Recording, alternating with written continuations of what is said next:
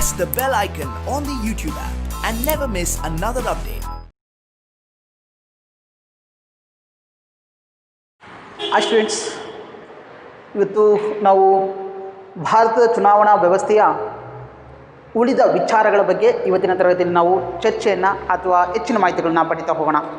ಮಕ್ಕಳೇ, ಈಗಾಗಲೇ ನಾವು ಭಾರತದ ಚುನಾವಣಾ ವ್ಯವಸ್ಥೆ ಅಥವಾ ಚುನಾವಣಾ ಸಂಸ್ಥೆ ಆಯೋಗವನ್ನು ಯಾವಾಗ ರಚನೆ ಮಾಡಿದ್ವಿ ಅನ್ನೋದು ನಿಮಗೆ ಮಾಹಿತಿ ಗೊತ್ತಾಗಿದೆ.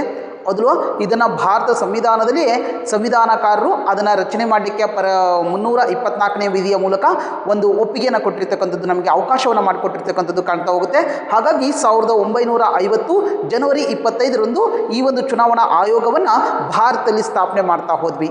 ಈ ಮೂಲಕ ಸಾರ್ವತ್ರಿಕ ಚುನಾವಣೆಯಲ್ಲಿ ಎಲ್ಲರೂ ಕೂಡ ಮತದಾನ ಮಾಡೋದ್ರ ಮೂಲಕ ನಮ್ಮ ಅಭ್ಯರ್ಥಿಗಳನ್ನು ಅಥವಾ ಸರ್ಕಾರ ರಚನೆಯಲ್ಲಿ ಪ್ರತಿಯೊಬ್ಬ ಪ್ರಜೆನೂ ಕೂಡ ಭಾಗವಹಿಸಲಿಕ್ಕೆ ಅವಕಾಶವನ್ನು ನಾವು ಮಾಡಿಕೊಟ್ಟಂಥದ್ದು ಕಾಣ್ತಾ ಹೋಗುತ್ತೆ. ಏಕೆಂದರೆ ನಮ್ಮದು ಭಾರತ ದೇಶ ಪ್ರಜಾಪ್ರಭುತ್ವ ವ್ಯವಸ್ಥೆಯನ್ನು ಅಳವಡಿಸಿಕೊಂಡಿರ್ತಕ್ಕಂಥ ಒಂದು ರಾಷ್ಟ್ರ. ಸೊ ಹಾಗಾಗಿ ಆ ಒಂದು ವಿಚಾರಕ್ಕೆ ಬರೋದಾದರೆ, ಇಲ್ಲಿ ಒಂದು ಚುನಾವಣಾ ಆಯೋಗದಲ್ಲಿ ನಾನು ಈ ಹಿಂದಿನ ತರಗತಿಯಲ್ಲಿ ಹೇಳಿದ ಹಾಗೆ ಒಬ್ಬ ಮುಖ್ಯ ಚುನಾವಣಾ ಆಯುಕ್ತರನ್ನು ನೇಮಕ ಮಾಡಲಾಗುತ್ತೆ. ಇವರನ್ನು ರಾಷ್ಟ್ರಪತಿಗಳೇ ನೇಮಕ ಮಾಡ್ತಾಯಿದ್ರು. 1989ರವರೆಗೆ ಒಬ್ಬ ಮುಖ್ಯ ಚುನಾವಣಾ ಆಯುಕ್ತ ಇರ್ತಾ ಇದ್ದ. ಆದರೆ ಈಗ 89ರಲ್ಲಿ ಮತದಾನದ ಹಕ್ಕಿನ ವರ್ಷವನ್ನು 21 ವರ್ಷದಿಂದ 18 ವರ್ಷಕ್ಕೆ ಇಳಿಸಲ್ಪಡ್ತು. ಯಾಕೆಂದರೆ ಭಾರತ ಸಂವಿಧಾನ ರಚನೆಕಾರರು ಮತದಾನ ಮಾಡುವ ಹಕ್ಕನ್ನು 21 ವರ್ಷ ತುಂಬಿದವರಿಗೆ ಮಾತ್ರ ಕೊಟ್ಟಿದ್ದರು. ಆದರೆ 1989ರಲ್ಲಿ ಅದರ ವಯಸ್ಸನ್ನು ಇಳಿಕೆ ಮಾಡಲಾಯಿತು, 18ಕ್ಕೆ ಇಳಿಕೆ ಮಾಡಲಾಯಿತು. ಹಾಗಾಗಿ ಚುನಾವಣಾ ಆಯೋಗದ ಮೇಲೆ ಹೆಚ್ಚಿನದಾದಂಥ ಹೊರೆ ಬೀಳಲಿಕ್ಕೆ ಜವಾಬ್ದಾರಿ ಹೆಚ್ಚಾಗಲಿಕ್ಕೆ ಚಾನ್ಸ್ ಆಯಿತು. ಹಾಗಾಗಿ ಅಲ್ಲಿ ಮತ್ತೆ 2 ಚುನಾವಣಾ ಆಯುಕ್ತರನ್ನು ನೇಮಕ ಮಾಡಿದರು. ಒಟ್ಟು 3 ಜನ ಇರ್ತಕ್ಕಂಥದ್ದು ಕಾಣ್ತಾ ಹೋಗುತ್ತೆ. ಆದರೆ 1990ರಲ್ಲಿ ಮತ್ತೆ ಅದನ್ನು ಕ್ಯಾನ್ಸಲ್ ಮಾಡಿದರು. ಆದರೆ 1993ರಲ್ಲಿ ಮತ್ತೆ ಈ 2 ಚುನಾವಣಾ ಆಯುಕ್ತರನ್ನು ನೇಮಿಸೋದ್ರ ಮೂಲಕ ಈಗ 1993ರಲ್ಲಿ 3 ಚುನಾವಣಾ ಆಯುಕ್ತರಿಗೂ ಕೂಡ ಸಮಾನವಾದಂಥ ಅಧಿಕಾರವನ್ನು ಕೊಡಲಾಗಿದೆ. ಸೊ ಇದೆಲ್ಲ ವಿಚಾರಗಳನ್ನು ಈ ಹಿಂದಿನ ತರಗತಿಯಲ್ಲಿ ನೀವು ತಿಳ್ಕೊಳ್ತಾ ಹೋದ್ರಿ. ಜೊತೆಗೆ ಅಷ್ಟೇ ಅಲ್ಲ, ಚುನಾವಣಾ ಆಯೋಗ ಇದು ರಾಷ್ಟ್ರೀಯ ಚುನಾವಣಾ ಆಯೋಗ ಆಗಿದೆ.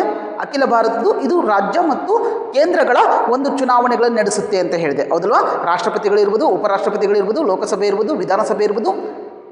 ಸೊ ಈ ರೀತಿಯಾದಂಥ ಒಂದು ಚುನಾವಣಾ ಜವಾಬ್ದಾರಿಗಳನ್ನು ಇದು ಸಂಸ್ಥೆ ಹೊತ್ತಿರುತ್ತೆ. ಇನ್ನು ರಾಜ್ಯದಲ್ಲಿರ್ತಕ್ಕಂಥ ಸ್ಥಳೀಯ ಚುನಾವಣೆಗಳನ್ನು ಅದು ರಾಜ್ಯ ಚುನಾವಣಾ ಆಯೋಗಗಳು ರಾಜ್ಯ ಚುನಾವಣಾ ಆಯೋಗ ನಡೆಸಿಕೊಡುತ್ತೆ. ಇದರ ಮುಖ್ಯಸ್ಥನನ್ನು ಅಥವಾ ಮುಖ್ಯ ಚುನಾವಣಾ ಆಯುಕ್ತರನ್ನು ರಾಜ್ಯಪಾಲರು ನೇಮಕವನ್ನು ಮಾಡ್ತಾರೆ. ಸೊ ನೋಡಿ, ರಾಷ್ಟ್ರದಲ್ಲಿರ್ತಕ್ಕಂಥ ಚುನಾವಣಾ ಆಯೋಗಕ್ಕೆ ಮುಖ್ಯ ಚುನಾವಣಾ ಆಯುಕ್ತರನ್ನು ಮತ್ತು ಮುಖ್ಯ ಚುನಾವಣಾ ಆಯುಕ್ತರನ್ನು ರಾಷ್ಟ್ರಪತಿಗಳು ನೇಮಕ ಮಾಡಿದರೆ, ರಾಜ್ಯ ಚುನಾವಣಾ ಆಯೋಗದ ಮುಖ್ಯಸ್ಥನನ್ನು ರಾಜ್ಯಪಾಲರು ನೇಮಕ ಮಾಡುವಂಥದ್ದು ನಮಗೆ ಕಾಣ್ತಾ ಹೋಗುತ್ತೆ. ಅಲ್ಲಿ ರಾಷ್ಟ್ರಪತಿಗಳು, ಇಲ್ಲಿ ರಾಜ್ಯಪಾಲರು. ಸೊ ಹೀಗೆ ಆ ಒಂದು ನೇಮಕಾತಿಯ ವಿಚಾರವನ್ನು ನಾವು ತಿಳಿತಾ ಹೋದ್ವಿ. ಹಾಗಾದರೆ ಭಾರತ ಚುನಾವಣಾ ಆಯೋಗದ ಕೆಲಸಗಳೇನು, ಏನೆಲ್ಲ ಚುನಾವಣೆ ಪ್ರಕ್ರಿಯೆ ನಡೆಯುತ್ತೆ, ಹೇಗೆಲ್ಲ ಚುನಾವಣಾ ಪ್ರಕ್ರಿಯೆ ನಡೆಯುತ್ತೆ ಅಂತ ನಾವು ನೋಡ್ತಾ ಹೋದರೆ, ಚುನಾವಣಾ ಆಯೋಗ ಮೊದಲಿಗೆ ಚುನಾವಣಾ ಕ್ಷೇತ್ರಗಳನ್ನು ನೇಮಕ ಮಾಡುತ್ತೆ. ಮೊದಲು ಚುನಾವಣಾ ಕ್ಷೇತ್ರ ಅಂತಂದರೆ ಭಾರತ ದೇಶವನ್ನು ಚುನಾವಣೆಯ ದೃಷ್ಟಿಯಿಂದ ವಿವಿಧ ಸಣ್ಣ ಸಣ್ಣ ಭಾಗಗಳಾಗಿ ವಿಭಾಗ ಮಾಡುತ್ತೆ. ಆ ವಿಭಾಗವನ್ನೇ ನಾವು ಚುನಾವಣಾ ಕ್ಷೇತ್ರಗಳು ಅಂತಂದೇಳಿ ಕರೀತಾ ಹೋಗ್ತೀವಿ. ಅದನ್ನು ಆ ಕೆಲಸವನ್ನು ಮಾಡಬೇಕಾಗುತ್ತೆ. ನಂತರದಲ್ಲಿ ಮತದಾರರ ಪಟ್ಟಿಯನ್ನು ರೆಡಿ ಮಾಡಬೇಕಾಗುತ್ತೆ, ಅಧಿಸೂಚನೆಯನ್ನು ಹೊರಡಿಸಬೇಕಾಗುತ್ತೆ. ಅಧಿಸೂಚನೆಯಲ್ಲಿ ಯಾವಾಗ ಎಲೆಕ್ಷನ್ ಪ್ರಾರಂಭ ಆಗುತ್ತೆ, ಯಾವಾಗ ಎಲ್ಲ ವಿಚಾರಗಳನ್ನು ಅಲ್ಲಿ ಮಾಹಿತಿಯನ್ನು ಜನರಿಗೆ ತಲುಪಿಸುವ ಕೆಲಸಗಳನ್ನು ಮಾಡಬೇಕು. ಹಾಗಾಗಿ ಅದು ದೂರದರ್ಶನ ಇರ್ಬೋದು, ರೇಡಿಯೋ ಮೂಲಕ ಇರ್ಬೋದು, ಪತ್ರಿಕೆಗಳ ಮೂಲಕ ಇರ್ಬೋದು, ವೆಬ್ಸೈಟ್ಗಳ ಮೂಲಕ ಇರ್ಬೋದು. ಸೊ ಹಲವಾರು ಮಾರ್ಗಗಳ ಮೂಲಕ ಜನರಿಗೆ ತಿಳಿಪಡಿಸುವಂತಹ ಕೆಲಸವನ್ನು ಅದು ಮಾಡ್ತಾ ಹೋಗುತ್ತೆ. ಅದು ಕೂಡ ಅದರ ಕೆಲಸವೇ ಆಗಿರುತ್ತೆ. ಇನ್ನು ಅಭ್ಯರ್ಥಿಗಳ ಉಮೇದುವಾರಿಕೆ ಅಂತಂದೇಳಿ ಕರಿತಾ ಹೋಗ್ತೀವಿ, ನಾಮಿನೇಷನ್ ಆಫ್ ಕ್ಯಾಂಡಿಡೇಟ್ ಅಂತಂದೇಳಿ ಕರಿತೀವಿ. ಸೊ ಆ ಕೆಲಸವನ್ನು ಕೂಡ ಇಂಥದ್ದೇ ನಿಗದಿತ ಟೈಮ್ನಲ್ಲಿ ಮಾಡಬೇಕು ಅನ್ನೋ ಒಂದು ರೂಲ್ಸ್ ಇರುತ್ತೆ. ನೋಡಿ, ಏನು ಚುನಾವಣಾ ಆಯೋಗ ಇದೆ, ಪ್ರತಿಯೊಂದು ಚುನಾವಣೆಯ ಕೆಲಸಗಳನ್ನು ಇಂತಿಂಥ ಸಮಯದಲ್ಲೇ ಮಾಡಬೇಕು ಅನ್ನೋದನ್ನು ಅಧಿಸೂಚನೆಯಲ್ಲೇ ಕೊಟ್ಟಿರುತ್ತೆ. ಅಂದರೆ ಇಂಥ ದಿವಸದ ಒಳಗಾಗಿ ಮಾಡಬೇಕು ಅಂತಂದೇಳಿ. ಅದು ಅಭ್ಯರ್ಥಿಗಳು ಅರ್ಜಿಗಳನ್ನು ಹಾಕುವಂಥದ್ದಿರ್ಬೋದು, ಅಥವಾ ಪತ್ರಗಳ ಪರಿಶೀಲನೆ ಕೆಲಸ ಇರ್ಬೋದು, ಅಥವಾ ಉಮೇದುವಾರಿಕೆಯನ್ನು ಹಿಂಪಡೆಯುವಂಥದ್ದು, ನಾಮಿನೇಷನ್ನ ರಿಟರ್ನ್ ತಗೊಳ್ಳುವಂಥ ಕೆಲಸ ಇರ್ಬೋದು, ಚುನಾವಣಾ ಪ್ರಚಾರ ಯಾವಾಗ ಸ್ಟಾಪ್ ಮಾಡಬೇಕನ್ನೋ ವಿಚಾರ ಇರ್ಬೋದು, ಅಥವಾ ಮತದಾನದ ದಿನಾಂಕವನ್ನು ಗೊತ್ತುಪಡಿಸುವಂಥದ್ದು ಇರ್ಬೋದು, ಅಥವಾ ಮತ ಎಣಿಕೆ ಇರ್ಬೋದು. ಈ ಎಲ್ಲ ಪ್ರಕ್ರಿಯೆಗಳನ್ನು ಕೂಡ ಯಾವ್ಯಾವ ದಿನ ನಡಿಬೇಕು ಮತ್ತು ಯಾವತ್ತು ಎಂಡ್ ಆಗಬೇಕು ಅನ್ನೋದನ್ನು ಕೂಡ ಅಧಿಸೂಚನೆಯಲ್ಲೇ ಚುನಾವಣಾ ಆಯೋಗ ನಿರ್ಧಾರ ಮಾಡಿರುತ್ತೆ. ಆ ಪ್ರಕಟಣೆಯಲ್ಲಿ ಅದನ್ನು ಹೊರಡಿಸಿರುತ್ತೆ. ಅದರ ಪ್ರಕಾರವೇ ಅದರ ಒಂದು ಒಂದು ವೇಳಾಪಟ್ಟಿ ಇದೆ. ಅದರ ಆಧಾರದ ಮೇಲೆಯೇ ಈ ಎಲ್ಲ ಕಾರ್ಯಗಳು ಕೂಡ ನಡಿಬೇಕಾಗುತ್ತೆ. ಸೊ ಹಾಗಾಗಿ ಇವತ್ತು ನಾವು ನಿನ್ನೆ ಅಭ್ಯರ್ಥಿಗಳ ಒಂದು ಉಮೇದುವಾರಿಕೆ ಬಗ್ಗೆ ನಾವು ತಿಳಿತಾ ಹೋದ್ವಿ. ಇವತ್ತು ಉಳಿದ ಒಂದು ಚುನಾವಣಾ ಕಾರ್ಯಗಳ ಬಗ್ಗೆ ನಾವು ನೋಡ್ತಾ ಹೋಗೋಣ. ಅದರಲ್ಲಿ ಬಹುಮುಖ್ಯವಾಗಿ ಮತಪತ್ರಗಳ ಪರಿಶೀಲನೆ. ನೋಡಿ, ಅಭ್ಯರ್ಥಿಗಳು ಎಲ್ಲ ಭಾರತದಲ್ಲಿರ್ತಕ್ಕಂಥ ಪ್ರತಿಯೊಬ್ಬ ಅಭ್ಯರ್ಥಿಯೂ ಕೂಡ ಚುನಾವಣೆಯಲ್ಲಿ ಭಾಗವಹಿಸಲಿಕ್ಕೆ ಅವಕಾಶಗಳು ಇದ್ದಾವೆ. ಅದಕ್ಕೆ ಆದರೆ ತಕ್ಕನಾದಂಥ ಕೆಲವೊಂದು ಅರ್ಹತೆಗಳನ್ನು ಪೂರೈಸಬೇಕಾಗುತ್ತೆ ಅಂತ ಹೇಳಿದೆ. ಸೊ ಹಾಗಾಗಿ ಇಲ್ಲಿ ಕೂಡ ಅಷ್ಟೇ, ಕೇಳಿರ್ತಕ್ಕಂಥ ದಾಖಲೆಗಳು ಸರಿಯಾಗಿದ್ದಾವ ಇಲ್ಲ ಅನ್ನೋದನ್ನು ನೋಡಲಿಕ್ಕೆ ಒಬ್ಬ ಅಧಿಕಾರಿಯನ್ನು ಅಲ್ಲಿ ನೇಮಕ ಮಾಡಲಾಗಿರುತ್ತೆ. ಆ ಅಭ್ಯರ್ಥಿಗೆ ಹೋಗಿ ಚುನಾವಣಾ ಅಭ್ಯರ್ಥಿಗಳಿದ್ರೆ ಅವರು ತಮ್ಮ ಅರ್ಜಿಯನ್ನು ಸಲ್ಲಿಸಿರ್ತಾರೆ. ಆದರೆ ಅರ್ಜಿ ಸಲ್ಲಿಸುವ ದಿನಾಂಕ ಮುಗಿದ ಮೇಲೆ ಆ ಅಧಿಕಾರಿಗಳು ನಾಮಪತ್ರ ಪರಿಶೀಲನೆಯನ್ನು ಕಟ್ಟುನಿಟ್ಟಾಗಿ ಮಾಡಲಾಗುತ್ತೆ. ಕಟ್ಟುನಿಟ್ಟಾಗಿ ಮಾಡಿ ಯಾವ ಅಭ್ಯರ್ಥಿ ಚುನಾವಣೆಗೆ ಸ್ಪರ್ಧಿಸಲು ಅರ್ಹನಾಗಿದ್ದಾನೆ ಅನ್ನೋದನ್ನು ಮತ್ತು ಯಾರು ಅನರ್ಹ ಅನ್ನೋದನ್ನು ಕೂಡ ಪ್ರಕಟವನ್ನು ಮಾಡಬೇಕಾಗತ್ತೆ. ಸೊ ಯಾಕೆಂದ್ರೆ ಅಲ್ಲಿ ಕೊಟ್ಟಿರತಕ್ಕಂಥ ದಾಖಲೆ ಸರಿಯಾಗಿಲ್ಲದೆ ಇರ್ಬೋದು, ಅಥವಾ ಅವರಲ್ಲಿ ಸ್ಪರ್ಧೆ ಮಾಡಲಿಕ್ಕೆ ಬೇಕಾಗಿರ್ತಕ್ಕಂಥ ಅರ್ಹತೆ ಇಲ್ಲದೆ ಇರ್ಬೋದು, ಅದು ವಯಸ್ಸಿನ ಆಧಾರ ಆಗಿರ್ಬೋದು, ಇನ್ನೊಂದಾಗಿರ್ಬೋದು. ಸೊ ಹಾಗಾಗಿ ಅಂತಹ ಅನರ್ಹ ಅಭ್ಯರ್ಥಿಗಳನ್ನು ಹೇಳುವಂಥದ್ದು ಮತ್ತು ಅರ್ಹ ಅಭ್ಯರ್ಥಿಗಳನ್ನು ಮುಂದುವರಿಸುವಂಥ ಪ್ರಕ್ರಿಯೆ ಇಲ್ಲಿ ನಾಮಪತ್ರ ಪರಿಶೀಲನೆಯ ಸಂದರ್ಭದಲ್ಲಿ ನಡೀತಾ ಹೋಗುತ್ತೆ. ಇನ್ನು ಅದೇ ರೀತಿಯಾಗಿ ಉಮೇದುವಾರಿಕೆ ಹಿಂಪಡೆಯುವಿಕೆ ಅಂತಂದು ಹೇಳ್ತೀವಿ. ಸೊ ನಾನು ಆಗಲೇ ಹೇಳಿದೆ, ಇವೆಲ್ಲವೂ ಕೂಡ ಚುನಾವಣಾ ಅಧಿಸೂಚನೆಯಲ್ಲೇ ಹೊರಡಿಸಲಾಗಿರುತ್ತೆ. ಯಾವ ದಿನಾಂಕದಲ್ಲಿ ಯಾವ ಕೆಲಸ ನಡಿಬೇಕು ಅನ್ನೋದನ್ನು. ಸೊ ಆಯಾ ದಿನಾಂಕದಲ್ಲಿ ಅದು ನಡಿಬೇಕಾಗುತ್ತೆ. ಅದನ್ನು ಬಿಟ್ಟು ಅಥವಾ ಆ ಸಮಯದಲ್ಲಿ ನಡಿಬೇಕಾಗುತ್ತೆ. ಅದಾದ ನಂತರದಲ್ಲಿ ಈ ಕೆಲಸಕ್ಕೆ ಅವಕಾಶಗಳು ಇರೋದಿಲ್ಲ.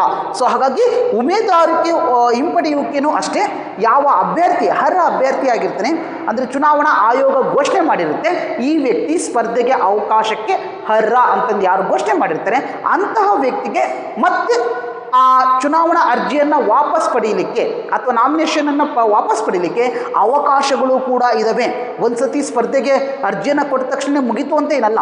ನಮಗೆ ಬೇಕಾದರೆ ನಾವು ಸ್ವ ಇಚ್ಛೆಯಿಂದ ಅದನ್ನು ಮತ್ತೆ ವಾಪಸ್ ಆ ಕಣದಿಂದ ಅಥವಾ ಚುನಾವಣಾ ಕಣದಿಂದ ನಾನು ಹಿಂದಕ್ಕೆ ಸೇರಿತೀನಿ, ನಾನು ಚುನಾವಣೆಗೆ ಸ್ಪರ್ಧಿಸುವುದಿಲ್ಲ ಅಂತಂದೇಳಿ ವಾಪಸ್ ಪಡೀಲಿಕ್ಕೂ ಕೂಡ ಒಂದು ನಿಗದಿತ ಟೈಮನ್ನು ಕೊಡಲಾಗಿರುತ್ತೆ. ನಾಮಪತ್ರ ಪರಿಶೀಲನೆ ನಂತರದಲ್ಲಿ ಈ ಒಂದು ದಿನಾಂಕ ಇರುತ್ತೆ. ಆ ದಿನಾಂಕದಲ್ಲಿ ಆ ವ್ಯಕ್ತಿ ಅಭ್ಯರ್ಥಿ ಇರ್ತಾನೆ, ಅವನು ಸ್ವ ಇಚ್ಛೆಯಿಂದ ತನ್ನ ಒಂದು ಅರ್ಜಿ ಇದೆ, ಉಮೇದುವಾರಿಕೆ ಇದೆ, ಅದನ್ನು ನಾಮಿನೇಷನ್ ಪತ್ರ ಇದೆ, ಅದನ್ನು ವಾಪಸ್ ಪಡೀಲಿಕ್ಕೆ ಅವಕಾಶಗಳು ಇದ್ದಾವೆ. ಸೊ ಆ ಮೂಲಕ ಆ ವ್ಯಕ್ತಿ ಚುನಾವಣಾ ಸ್ಪರ್ಧೆ ಕಣದಿಂದ ಹಿಂದಕ್ಕೆ ಸರಿಲಿಕ್ಕೆ ಅವಕಾಶವನ್ನು ಕೂಡ ಮಾಡಿಕೊಟ್ಟಿದ್ದಾರೆ. ಸೊ ಕೇವಲ ಒಂದು ಸತಿ ಹೋಗಿ ಕೊಟ್ಟ ತಕ್ಷಣ ಅವನು ಸ್ಪರ್ಧೆ ಮಾಡಲೇಬೇಕು ಅಂತಂದು ಏನಿಲ್ಲ. ಆದರೆ ಈ ನಿಗದಿತ ಟೈಮ್ ಕೂಡ ಕೊಟ್ಟಿರ್ತಾರೆ. ಆ ದಿನದ ಒಳಗಾಗಿ ಆ ವ್ಯಕ್ತಿ ವಾಪಸ್ ಪಡಿಬೇಕು. ಆ ನಂತರದಲ್ಲಿ ಹೋಗಿ ನಾನು ವಾಪಸ್ ಪಡಿತೀನಿ ಅಂದರೆ ಅದಕ್ಕೆ ಅವಕಾಶಗಳು ಇರೋದಿಲ್ಲ. ಸೊ ಅದನ್ನು ಚುನಾವಣಾ ಆಯೋಗವೇ ಮೊದಲೇ ನಿಗದಿ ಮಾಡಿರುತ್ತೆ, ಅಧಿಸೂಚನೆಯಲ್ಲಿ ಅದನ್ನು ತಿಳಿಸಿರುತ್ತೆ. ನೀನು ವಾಪಸ್ ಪಡೆಯೋದಾದರೆ ಇಂತಹ ದಿವಸದಲ್ಲೇ ಪಡಿಬೇಕು ಅಂತಂದುಬಿಟ್ಟು ಆ ದಿವಸದಲ್ಲಿ ಅಥವಾ ಆ ದಿನಾಂಕದ ಒಳಗಾಗಿ ವಾಪಸ್ ಪಡೀಲಿಕ್ಕೆ ಅವಕಾಶ ಇರುತ್ತೆ. ಒಂದು ವೇಳೆ ಆ ನಂತರದಲ್ಲಿ ನಾನು ಕೇಳಿದರೆ ಅದಕ್ಕೆ ಅವಕಾಶಗಳು ಇರೋದಿಲ್ಲ. ಇನ್ನು ಚುನಾವಣಾ ಪ್ರಚಾರ ಅಂತಂದೇಳಿ ಕರಿತಾ ಹೋಗ್ತೇನೆ. ಮತ್ತೊಂದು ಚುನಾವಣಾ ಆಯೋಗ ಚುನಾವಣಾ ಪ್ರಕ್ರಿಯೆಯಲ್ಲಿ ಇರ್ತಕ್ಕಂಥ ಮತ್ತೊಂದು ವಿಶಿಷ್ಟವಾಗಿರ್ತಕ್ಕಂಥ ಒಂದು ಕಾರ್ಯ ಅಂತಂದೇಳಿ ಕರಿತೀವಿ. ಸೊ ಚುನಾವಣಾ ಪ್ರಚಾರ, ಇಲ್ಲಿ ಯಾವ ಅಭ್ಯರ್ಥಿಗಳು ಅರ್ಹರಾಗಿದ್ದರೆ ಚುನಾವಣೆಗೆ ಸ್ಪರ್ಧಿಸಲಿಕ್ಕೆ ಅರ್ಹ ಅಂತಂದೇಳಿ ಚುನಾವಣಾ ಆಯೋಗ ಪ್ರಕಟಗೊಳಿಸುತ್ತೆ, ಆ ಅಭ್ಯರ್ಥಿಗಳು ತಮ್ಮ ಚುನಾವಣಾ ಪ್ರಚಾರ ಕಾರ್ಯವನ್ನು ಪ್ರಾರಂಭವನ್ನು ಮಾಡ್ತಾ ಹೋಗ್ತಾರೆ. ಈ ಪ್ರಚಾರದ ಕಾರ್ಯವನ್ನು ಮತದಾನದ ದಿನಕ್ಕಿಂತ 48 ಗಂಟೆ ಮುಂಚಿತವಾಗಿಯೇ ಬಹಿರಂಗ ಪ್ರಚಾರಗಳನ್ನು ಅಂತ್ಯಗೊಳಿಸಬೇಕು ಅನ್ನೋದು ಕೂಡ ಒಂದು ಚುನಾವಣಾ ಆಯೋಗದ ನೀತಿ ಸಂಹಿತೆಯಲ್ಲಿರ್ತಕ್ಕಂಥ ಒಂದು ನಿಯಮ. ಸೊ ಅಂದರೆ ಚುನಾವಣಾ ದಿನದ 48 ಗಂಟೆ ಮುಂಚಿತವಾಗಿಯೇ ಚುನಾವಣೆ ಬಹಿರಂಗ ಪ್ರಚಾರವನ್ನು ಅಂತ್ಯಗೊಳಿಸಬೇಕು. ಬಹಿರಂಗವಾಗಿ ಅಂತ್ಯಗೊಳಿಸುವಂಥದ್ದು, ಮನೆಗೆ ಹೋಗಿ ನಾವು ಮತ ಪ್ರಚಾರ ಅಥವಾ ಮತಯಾಚನೆಯನ್ನು ಮಾಡ್ತೀವಿ ಅಂದರೆ ಓಕೆ, ಆದರೆ ಬಹಿರಂಗವಾಗಿ ದೊಡ್ಡ ದೊಡ್ಡ ಸಭೆಗಳನ್ನು ನಡೆಸುವಂಥದ್ದಾಗಲಿ ರ್ಯಾಲಿಗಳನ್ನು ಮಾಡುವಂಥದ್ದಾಗಲಿ ಆ ಸಂದರ್ಭದಲ್ಲಿ ಬರೋದಿಲ್ಲ. ಅಂದರೆ ಚುನಾವಣೆ ದಿನದ 48 ಗಂಟೆ ಮುಂಚಿತವಾಗಿ ಅಲ್ಲಿಗೆ ಸ್ಟಾಪ್ ಮಾಡಿಬಿಡ್ತಾರೆ. ಅಂದರೆ 2 ದಿವಸ ಮುಂಚಿತವಾಗಿ 2 ದಿವಸ ಮುಂಚಿತವಾಗಿ ಅದನ್ನು ನಿಲ್ಲಿಸುವಂಥದ್ದು ಕಾಣ್ತಾ ಹೋಗುತ್ತೆ. ಸೊ ಅದಕ್ಕಿಂತ ಮುಂಚಿತವಾಗಿ ನಾವು ಸರ್ವೇ ಸಾಮಾನ್ಯವಾಗಿ ಚುನಾವಣಾ ಪ್ರಚಾರ ಅಂತಂದರೆ ದೊಡ್ಡ ದೊಡ್ಡ ರ್ಯಾಲಿಗಳನ್ನು ನಡೆಸುವಂಥದ್ದು ಇರ್ಬೋದು, ಸಮಾರಂಭಗಳನ್ನು ನಡೆಸುವಂಥದ್ದು ಇರ್ಬೋದು, ಅಥವಾ ಮನೆ ಮನೆಗೆ ಹೋಗಿ ಮತ ಯಾಚಿಸುವಂಥದ್ದು ಇರ್ಬೋದು, ಅಥವಾ ಧ್ವಜಗಳನ್ನು ಹಿಡಿಯುವಂಥದ್ದು ಇರ್ಬೋದು, ಅಥವಾ ಬ್ಯಾನರ್ಗಳನ್ನು ಕಟ್ಟುವಂಥದ್ದು ಇರ್ಬೋದು. ಸೊ ಈ ಎಲ್ಲ ಪ್ರಕ್ರಿಯೆಗಳನ್ನು ನಾವು ಸಾಮಾನ್ಯವಾಗಿ ಈ ಚುನಾವಣಾ ಪ್ರಚಾರ ಕಾರ್ಯಗಳಲ್ಲಿ ಕಾಣಬಹುದಾಗಿರ್ತಕ್ಕಂಥ ಒಂದು ಸಂಗತಿಗಳು ಅನ್ನೋದನ್ನು ನಾವು ಹೇಳಬೇಕಾಗುತ್ತೆ.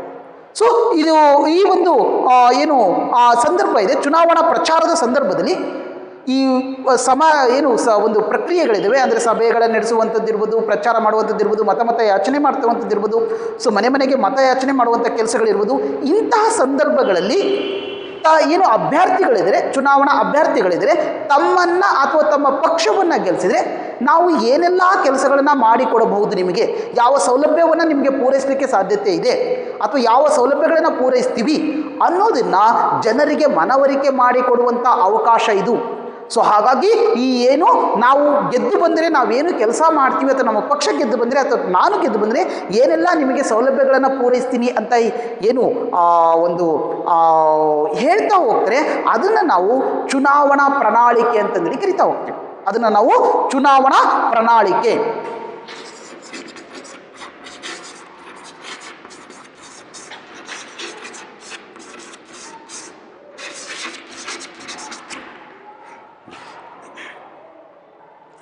ಇದನ್ನು ನಾವು ಚುನಾವಣಾ ಪ್ರಣಾಳಿಕೆ ಅಂತಂದೇಳಿ ಕರಿತಾ ಹೋಗ್ತೀವಿ. ಅಂದರೆ ಚುನಾವಣೆಯ ಸಂದರ್ಭಗಳಲ್ಲಿ ಅಥವಾ ಚುನಾವಣಾ ಪ್ರಚಾರದ ಸಂದರ್ಭದಲ್ಲಿ ಅಭ್ಯರ್ಥಿ ಅಥವಾ ಆ ರಾಜಕೀಯ ಪಕ್ಷಗಳು ತಮ್ಮನ್ನು ಗೆಲ್ಲಿಸಿಕೊಟ್ರೆ ಜನರಿಗೆ ನಾವು ಅಥವಾ ಮತದಾರರಿಗೆ ಏನೆಲ್ಲ ಸೌಲಭ್ಯಗಳನ್ನು ಪೂರೈಸ್ತೀವಿ ಅಂತಂದೇಳಿ ಮನವರಿಕೆ ಮಾಡ್ತಾರೆ ಅಥವಾ ಒಂದು ಭರವಸೆಗಳನ್ನು ಕೊಡ್ತಾರೆ. ಆ ಭರವಸೆಗಳನ್ನೇ ನಾವು ಚುನಾವಣಾ ಪ್ರಣಾಳಿಕೆ ಅಂತಂದೇಳಿ ಕರೀತಕ್ಕಂಥದ್ದು ಕಾಣ್ತಾ ಹೋಗುತ್ತೆ. ಆದರೆ ಈ ಎಲ್ಲ ಕ್ರಿಯೆಗಳು ಏನಿದಾವಲ್ಲ, ಸಭೆಗಳನ್ನು ನಡೆಸುವಂಥದ್ದಿರ್ಬೋದು, ಮತಯಾಚನೆ ಇರುವಂಥದ್ದಿರ್ಬೋದು, ಅಥವಾ ಧ್ವಜಗಳನ್ನು ಕಟ್ಟುವಂಥದ್ದಿರ್ಬೋದು, ಬ್ಯಾನರ್ಗಳನ್ನು ಕಟ್ಟುವಂಥದ್ದಿರ್ಬೋದು, ಅಥವಾ ಚುನಾವಣಾ ಪ್ರಣಾಳಿಕೆಯನ್ನು ಹೊರಡಿಸುವಂಥದ್ದಿರ್ಬೋದು, ಇವೆಲ್ಲ ಪ್ರಕ್ರಿಯೆಗಳು ಕೂಡ ಚುನಾವಣಾ ಆಯೋಗದ ನೀತಿ ಸಂಹಿತೆಯ ಒಳಗೆ ಅದನ್ನು ಇರಬೇಕಾಗ್ತಕ್ಕಂಥದ್ದು. ಆ ನೀತಿ ಸಂಹಿತೆ ಏನಿದೆಯಲ್ಲ, ಇದನ್ನು ಕಡ್ಡಾಯವಾಗಿ ಪಾಲನೆ ಮಾಡಬೇಕಾಗುತ್ತೆ. ಅದು ಏನು ನಿಯಮಗಳನ್ನು ರೂಪಿಸುತ್ತೆ, ಚುನಾವಣಾ ಕಾರ್ಯ ಹೇಗಿರಬೇಕು, ಹೇಗೆ ಯಾವ ಯಾವ ಅಂಶಗಳಿಗೆ ಒಳಗೊಂಡಿರಬೇಕು ಅನ್ನೋದಿರುತ್ತೋ ಅದನ್ನು ನಾವು ಕರೆಕ್ಟಾಗಿ ಅಥವಾ ಅದನ್ನು ಎಲ್ಲ ಅಭ್ಯರ್ಥಿಗಳು ಕೂಡ ಪಾಲನೆ ಮಾಡಬೇಕಾಗುತ್ತೆ. ಒಂದು ವೇಳೆ ಪಾಲನೆ ಮಾಡಲಿಲ್ಲ ಅಂತಂದರೆ ಅವರ ಮೇಲೂ ಕೂಡ ಕೇಸು ದಾಖಲೆ ಮಾಡಲಿಕ್ಕೆ ಅವಕಾಶಗಳು ಇರ್ತಕ್ಕಂಥದ್ದು ನಮಗೆ ಕಾಣ್ತಾ ಹೋಗುತ್ತೆ. ಇನ್ನು ಮತದಾನದ ದಿನ,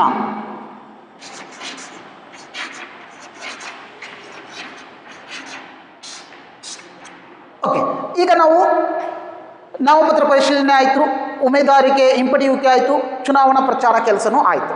ಈಗ ನಾವು ಮತದಾನದ ದಿನದ ವಿಚಾರಕ್ಕೆ ಬರೋಣ. ಮತದಾನದ ದಿನ ಅಂದರೆ ಏನು ಅಂತ ನಾವು ಫಸ್ಟ್ ತಿಳ್ಕೋಬೇಕು. ಅಂತಂದರೆ ಮತದಾರ ತಾನು ಮತದಾನವನ್ನು ಮಾಡಲು ನಿಗದಿಪಡಿಸಿದಂಥ ದಿನವನ್ನು ನಾವು ಮತದಾನದ ದಿನ ಅಂತಂದೇಳಿ ಕರಿತಾ ಹೋಗ್ತೀವಿ. ಅಂದರೆ ಮತದಾರರು ಮತದಾನವನ್ನು ಮಾಡಲಿಕ್ಕೆ ನಿಗದಿಪಡಿಸಿರ್ತಕ್ಕಂಥ ದಿನವನ್ನು ಮತದಾನದ ದಿನ ಅಂತಂದೇಳಿ ಕರಿತೀವಿ. ಆ ದಿನದಂದು ಅಂದರೆ ನಿಗದಿ ಮಾಡಿರ್ತಕ್ಕಂಥ ದಿನದಂದು ಮತದಾರರೆಲ್ಲರೂ ಕೂಡ ಮತಗಟ್ಟೆಗಳಿಗೆ ಹೋಗಿ ಮತದಾನವನ್ನು ಚಲಾಯಿಸಬೇಕಾಗುತ್ತೆ. ಸೊ ಮತಗಟ್ಟೆ ಅಂತಂದರೆ ಮತವನ್ನು ಚಲಾಯಿಸಲು ನಿಗದಿ ಮಾಡಿರ್ತಕ್ಕಂಥ ಕೇಂದ್ರ ಅಥವಾ ಸ್ಥಳ. ಸೊ ಅದನ್ನು ನಾವು ಮತಗಟ್ಟೆ ಅಂತಂದೇಳಿ ಕರಿತಾ ಹೋಗ್ತೀವಿ. ಸೊ ಆ ಒಂದು ಸ್ಥಳಕ್ಕೆ ಹೋಗಿ ನಾವು ಮತದಾನವನ್ನು ಹಾಕಬೇಕಾಗುತ್ತೆ. ಸೊ ಅಲ್ಲಿ ನೇಮಕಗೊಂಡಿರ್ತಕ್ಕಂಥ ಅಥವಾ ತರಬೇತಿಗೊಂಡಿರ್ತಕ್ಕಂಥ ಚುನಾವಣಾ ಅಧಿಕಾರಿಗಳು ಆ ಮತಗಟ್ಟೆಯಲ್ಲಿ ಇರ್ತಾರೆ. ಆ ಮತಗಟ್ಟೆಯಲ್ಲಿ ಇರ್ತಕ್ಕಂಥ ಚುನಾವಣಾ ಅಧಿಕಾರಿಗಳು ಇವರು ಮತದಾರ ಎಂಬುದನ್ನು ಖಾತ್ರಿಯನ್ನು ಪಡಿಸ್ಕೊಳ್ತಾರೆ. ಹೇಗೆ ಅಂತಂದರೆ, ನಾನು ಹಿಂದೆ ಹೇಳಿದ್ದೆ, ವೋಟರ್ ಐ ಡಿ ಕಾರ್ಡನ್ನು ಕೊಡ್ತಾರೆ. ಪ್ರತಿಯೊಬ್ಬ ಮತದಾರನಿಗೂ ಕೂಡ ಒಂದು ವೋಟರ್ ಐ ಡಿ ಕಾರ್ಡನ್ನು ಕೊಟ್ಟಿರ್ತಾರೆ. ಅಲ್ಲಿ ಭಾವಚಿತ್ರ ಅಥವಾ ಛಾಯಾಚಿತ್ರ ಕೂಡ ಅವರಿಗೆ ಇರುತ್ತೆ. ಜೊತೆಗೆ ಅವನಿಗೆ ಸಂಬಂಧಪಟ್ಟಿರ್ತಕ್ಕಂಥ ವಿವರಗಳು ಕೂಡ ಅಲ್ಲಿ ಇರ್ತವೆ. ಜೊತೆಗೆ ಇದರ ಜೊತೆಗೆ ಯಾವುದಾದ್ರೂ ಸರ್ಕಾರದ ಮಾನ್ಯತೆಯನ್ನು ಪಡೆದಿರ್ತಕ್ಕಂಥ ಒಂದು ಪುರಾವೆಯನ್ನು ತೋರಿಸ್ಬೇಕಾಗುತ್ತೆ. ಅದು ಆಧಾರ್ ಕಾರ್ಡ್ ಇರ್ಬೋದು, ಡ್ರೈವಿಂಗ್ ಲೈಸೆನ್ಸ್ ಇರ್ಬೋದು, ಅಥವಾ ವೀಸಾ ಪಾಸ್ಪೋರ್ಟ್ ಇರ್ಬೋದು. ಸೊ ಈ ರೀತಿಯಾದಂಥ ಯಾವುದಾದ್ರೂ ಒಂದು ಸರ್ಕಾರದಿಂದ ಮಾನ್ಯತೆ ಪಡೆದಿರ್ತಕ್ಕಂಥ ಒಂದು ಚಿತ್ರ ಅಥವಾ ಒಂದು ಪುರಾವೆಯನ್ನು ದಾಖಲೆಯನ್ನು ವೋಟರ್ ID ಕಾರ್ಡ್ ಜೊತೆಗೆ ತೋರಿಸ್ಬೇಕಾಗುತ್ತೆ. ಅದನ್ನು ತೋರಿಸಿದಾಗ ಚುನಾವಣಾ ಅಧಿಕಾರಿಗಳು ಇವನು ಮತದಾರ ಅಥವಾ ಇದೇ ವ್ಯಕ್ತಿ ಅನ್ನೋದನ್ನು ಖಾತ್ರಿಯನ್ನು ಪಡಿಸಿಕೊಂಡು ನಂತರದಲ್ಲಿ ಆ ವ್ಯಕ್ತಿಗೆ ಏನು ಮತಪತ್ರ ಅಂತಂದೇಳಿ ಕರಿತೀವಿ ಅಥವಾ ಬ್ಯಾಲೆಟ್ ಪೇಪರ್ ಅಂತಂದೇಳಿ ಕರಿತೀವಿ, ಅದನ್ನು ಅವನಿಗೆ ನೀಡಲಾಗುತ್ತೆ. ಸೊ ಆ ಪತ್ರದಲ್ಲಿ ಅಥವಾ ಆ ಒಂದು ಏನು ಮತಪತ್ರ ಇದೆ ಆ ಮತಪತ್ರದಲ್ಲಿ ಏನು ಅಭ್ಯರ್ಥಿಗಳಿದ್ರೆ ಅಭ್ಯರ್ಥಿಗಳ ಹೆಸರಿರ್ಬೋದು ಅಥವಾ ಅಭ್ಯರ್ಥಿಯ ಚಿಹ್ನೆ ಇರ್ಬೋದು, ಅದೆಲ್ಲವೂ ಕೂಡ ಆ ಒಂದು ಮತಪತ್ರ ಅಥವಾ ಬ್ಯಾಲೆಟ್ ಪೇಪರ್ನಲ್ಲಿ ಮುದ್ರಿಸಿರುವಂಥದ್ದು ನಮಗೆ ಕಾಣ್ತಾ ಹೋಗುತ್ತೆ. ಈ ಚಿಹ್ನೆಗಳು ಇದಾವಲ್ಲ ಅಥವಾ ಅಭ್ಯರ್ಥಿಯ ಚಿಹ್ನೆ ಅಂತ ಹೇಳಿದ್ವಿ, ಅಭ್ಯರ್ಥಿಯ ಹೆಸರಿರುತ್ತೆ ಮತ್ತು ಚಿಹ್ನೆ ಇರುತ್ತೆ. ಸೊ ಈ ಚಿಹ್ನೆಗಳು ಯಾರಿಗೆ ಹೆಚ್ಚು ಸಹಾಯಕವಾಗಿರ್ತವೆ ಅಂತಂದರೆ ಅನಕ್ಷರಸ್ಥ ಜನರಿಗೆ ಹೆಚ್ಚು ಸಹಾಯಕವಾಗಿರ್ತವೆ. ಯಾಕಂದರೆ ಆ ಅನಕ್ಷರಸ್ಥರಿಗೆ ಅಭ್ಯರ್ಥಿಯ ಹೆಸರನ್ನು ಓದುವುದಕ್ಕೆ ಸಾಧ್ಯವಾಗೋದಿಲ್ಲ, ಆದರೆ ಚಿಹ್ನೆ ನೋಡಿ ತಮ್ಮ ಅಭ್ಯರ್ಥಿಯನ್ನು ಆಯ್ಕೆ ಮಾಡಲಿಕ್ಕೆ ಅವಕಾಶಗಳಾಗ್ತವೆ. ಹಾಗಾಗಿ ಪ್ರತಿಯೊಬ್ಬ ವ್ಯಕ್ತಿನೂ ಕೂಡ ಮತದಾನ ಮಾಡಲಿಕ್ಕೆ ಸಹಾಯವಾಗಲಿ ಅನ್ನೋ ಕಾರಣಕ್ಕೋಸ್ಕರನೇ ವ್ಯಕ್ತಿಯ ಹೆಸರು ಜೊತೆಗೆ ಆ ವ್ಯಕ್ತಿಯ ಚಿಹ್ನೆಯನ್ನು ಕೂಡ ಅಲ್ಲಿ ಮುದ್ರಿಸುವಂಥದ್ದು ಆ ಮತಪತ್ರದಲ್ಲಿ ನಮಗೆ ಕಾಣ್ತಾ ಹೋಗುತ್ತೆ. ಸೊ ಇದು ಅನಕ್ಷರಸ್ಥರಿಗೆ ಹೆಚ್ಚು ಸಹಾಯವಾಗುವಂಥದ್ದು ನಮಗೆ ಕಾಣ್ತಾ ಹೋಗುತ್ತೆ.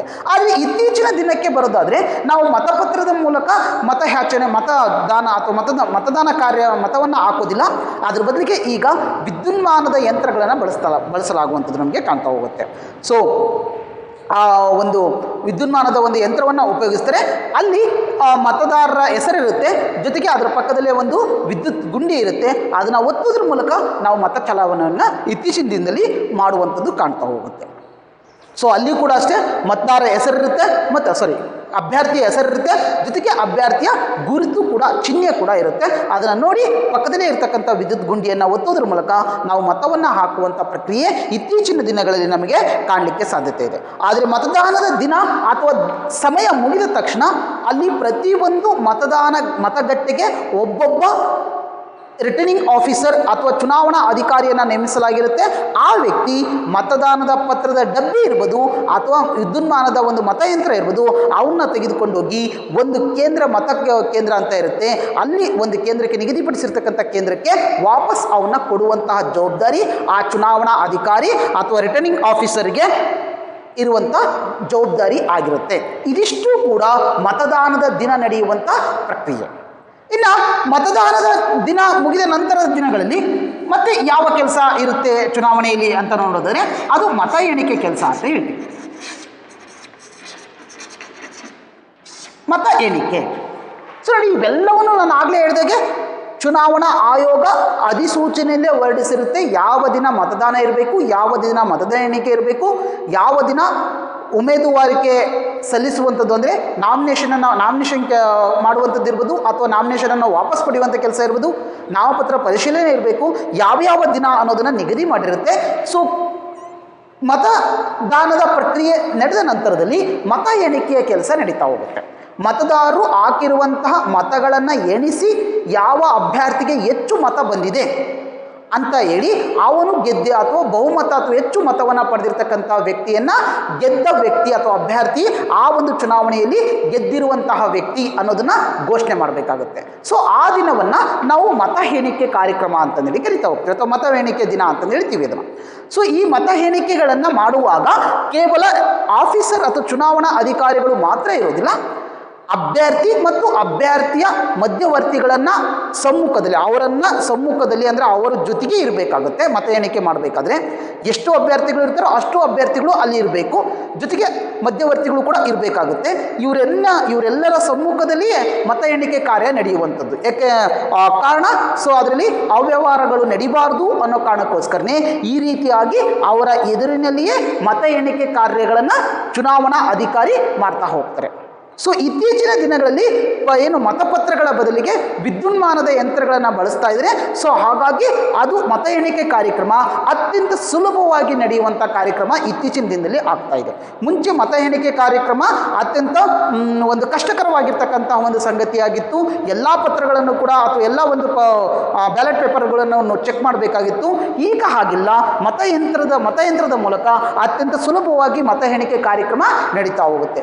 ಒಂದು ವೇಳೆ ನಮಗೆ ನಮಗೆ ಮತ್ತೊಂದು ಸಾರಿ ಎಣಿಕೆ ಆಗಬೇಕು ಅಂತ ಅನಿಸಿದರೆ, ನಮಗೇನಾದರೂ ಅದರಲ್ಲಿ ಅನುಮಾನ ಇದೆ ಅಂತ ಅಂದಾಗ ವಿಶೇಷ ಸಂದರ್ಭಗಳಲ್ಲಿ ಮರು ಎಣಿಕೆಗೂ ಕೂಡ ಅವಕಾಶ ಇದೆ.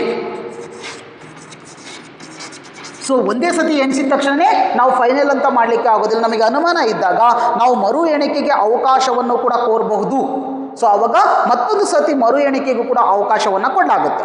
ಅಪ್ಪಿತಪ್ಪಿ ನಮಗೆ ಇಲ್ಲಿ ಅವ್ಯವಹಾರ ನಡೆದಿದೆ, ಏನಾದರೂ ಅವ್ಯವಹಾರ ಅಥವಾ ಒಂದು ಕಾನೂನು ಬಾಹಿರವಾದಂಥ ಚಟುವಟಿಕೆಗಳು ಎಣಿಕೆಯಲ್ಲಿ ನಡೆದಿದೆ ಅಂತ ಅನಿಸಿದಾಗ ನಾವು ನ್ಯಾಯಾಲಯಕ್ಕೂ ಹೋಗಲಿಕ್ಕೂ ಅವಕಾಶ ಇದೆ.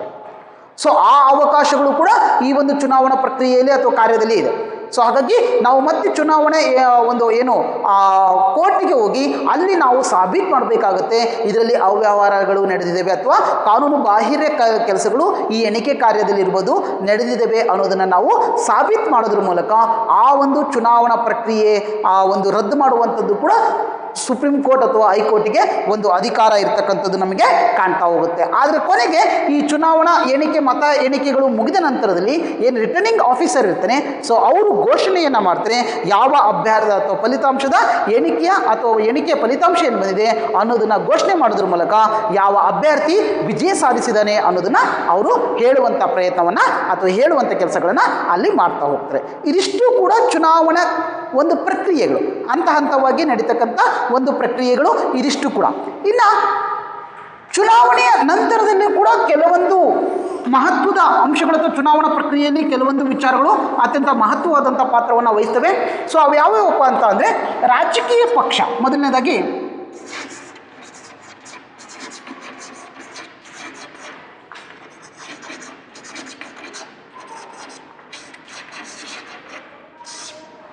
ರಾಜಕೀಯ ಪಕ್ಷಗಳು ನೋಡಿ, ಚುನಾವಣಾ ಪ್ರಕ್ರಿಯೆಯಲ್ಲಿ ಚುನಾವಣಾ ಒಂದು ಆಯೋಗದ ಏನು ಕೆಲಸ ಕಾರ್ಯಗಳಿದ್ದಾವೆ ಅದರ ಜೊತೆಯಲ್ಲಿ ಇವುಗಳು ಕೂಡ ಪ್ರಮುಖವಾದಂಥ ಪಾತ್ರವನ್ನು ಚುನಾವಣೆಗಳಲ್ಲಿ ನಡೆಸ್ತವೆ.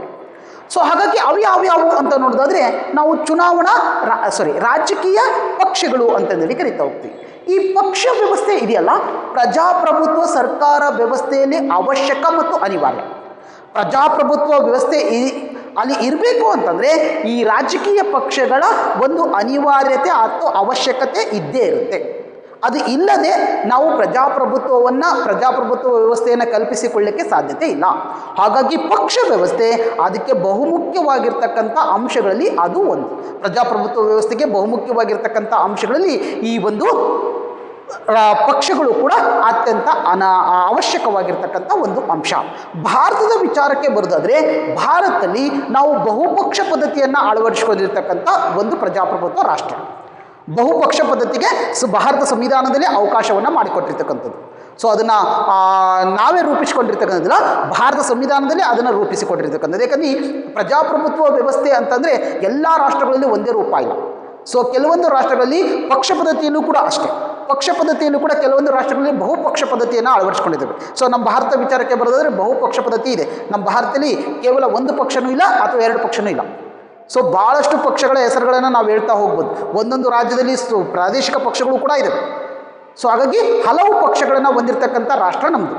ಸೊ ಆದರೆ ಅಮೇರಿಕಕ್ಕೆ ಹೋದರೆ ಅಲ್ಲಿ ಎರಡೇ ಪಕ್ಷಗಳನ್ನು ದ್ವಿಪಕ್ಷ ಪದ್ಧತಿ ಅಂತಂದೇಳಿ ಕರಿತೀವಿ. ಅಲ್ಲಿ ಇರ್ತಕ್ಕಂಥದ್ದು ಎರಡೇ ಪಕ್ಷಗಳು, ಮತ್ತಿನ್ಯಾವ ಪಕ್ಷಗಳು ಕೂಡ ಅಲ್ಲಿ ಇಲ್ಲ. ಅಲ್ಲಿ ಅವರ ಸಂವಿಧಾನವು ಆ ರೀತಿಯ ಅವಕಾಶವನ್ನು ಮಾಡಿಕೊಟ್ಟಿರ್ತಕ್ಕಂಥದ್ದು. ಸೊ ಅಲ್ಲಿ ಎರಡೇ ಪಕ್ಷಗಳನ್ನು ಹೊಂದಿದ್ದೇವೆ. ಆದರೆ ನಮ್ಮ ಭಾರತ ಸಂವಿಧಾನ ಬಹುಪಕ್ಷಕ್ಕೆ ಅವಕಾಶವನ್ನು ಮಾಡಿಕೊಟ್ಟಂಥದ್ದು ನಮಗೆ ಕಾಣ್ತಾ ಹೋಗುತ್ತೆ. ಹಾಗಾದರೆ ಈ ಪಕ್ಷಗಳು ಏನು ಮಾಡ್ತವೆ ಅಂತ ಅಂದರೆ, ಇವು ಸರ್ಕಾರ ಮತ್ತು ಜನ ಸಮುದಾಯಗಳ ನಡುವಿನ ಕೊಂಡಿಯ ರೂಪದಲ್ಲಿ ಕೆಲಸವನ್ನು ಮಾಡ್ತಾ ಹೋಗ್ತವೆ. ಒಂದು ರೀತಿ ಸರ್ಕಾರ ಮತ್ತು ಜನರ ನಡುವಿನ ಕೊಂಡಿಯ ರೂಪದಲ್ಲಿ ಇವು ತಮ್ಮ ಕೆಲಸಗಳನ್ನು ಮಾಡ್ತಾ ಹೋಗ್ತವೆ. ಜೊತೆಗೆ ಇವು ಕೂಡ ಸಾಮಾಜಿಕ ಮತ್ತು ಆರ್ಥಿಕ ಪ್ರಗತಿಯ ನೀತಿ ನಿರೂಪಣೆಯನ್ನು ಅಥವಾ ನೀತಿಗಳನ್ನು ರೂಪಿಸುವಲ್ಲಿ ಪ್ರಮುಖವಾದಂಥ ಪಾತ್ರಗಳನ್ನು ರಾಜಕೀಯ ಪಕ್ಷಗಳು ಬೀರ್ತವೆ. ಮತ್ತು ಈ ಒಂದು ಚುನಾವಣೆಗಳಲ್ಲಿ ಗೆದ್ದಂಥ ಲೋಕಸಭೆ ಇರಬಹುದು ಮತ್ತು ವಿಧಾನಸಭೆ ಇರ್ಬೋದು, ಅಲ್ಲಿ ಗೆದ್ದಿರ್ತಕ್ಕಂಥ ಅತಿ ದೊಡ್ಡ ಪಕ್ಷ ಯಾವುದಾಗಿರುತ್ತೆ, ಹೆಚ್ಚು ಸ್ಥಾನಗಳನ್ನು ಗೆದ್ದಿರ್ತಕ್ಕಂಥ ಪಕ್ಷ ಆಡಳಿತ ಪಕ್ಷವಾಗಿ ಸ್ಥಾನವನ್ನು ಪಡೆಯುತ್ತೆ. ಅಂದರೆ ಯಾವ ಪಕ್ಷಕ್ಕೆ ಹೆಚ್ಚು ಸದಸ್ಯರು ಗೆದ್ದಿರ್ತಾರೆ ಚುನಾವಣೆಯಲ್ಲಿ, ಅಂತಹ ಒಂದು ಪಕ್ಷ ಬಹುಮತವನ್ನು ಸಾಬೀತುಪಡಿಸಿ ಸರ್ಕಾರವನ್ನು ರಚನೆ ಮಾಡುತ್ತೆ.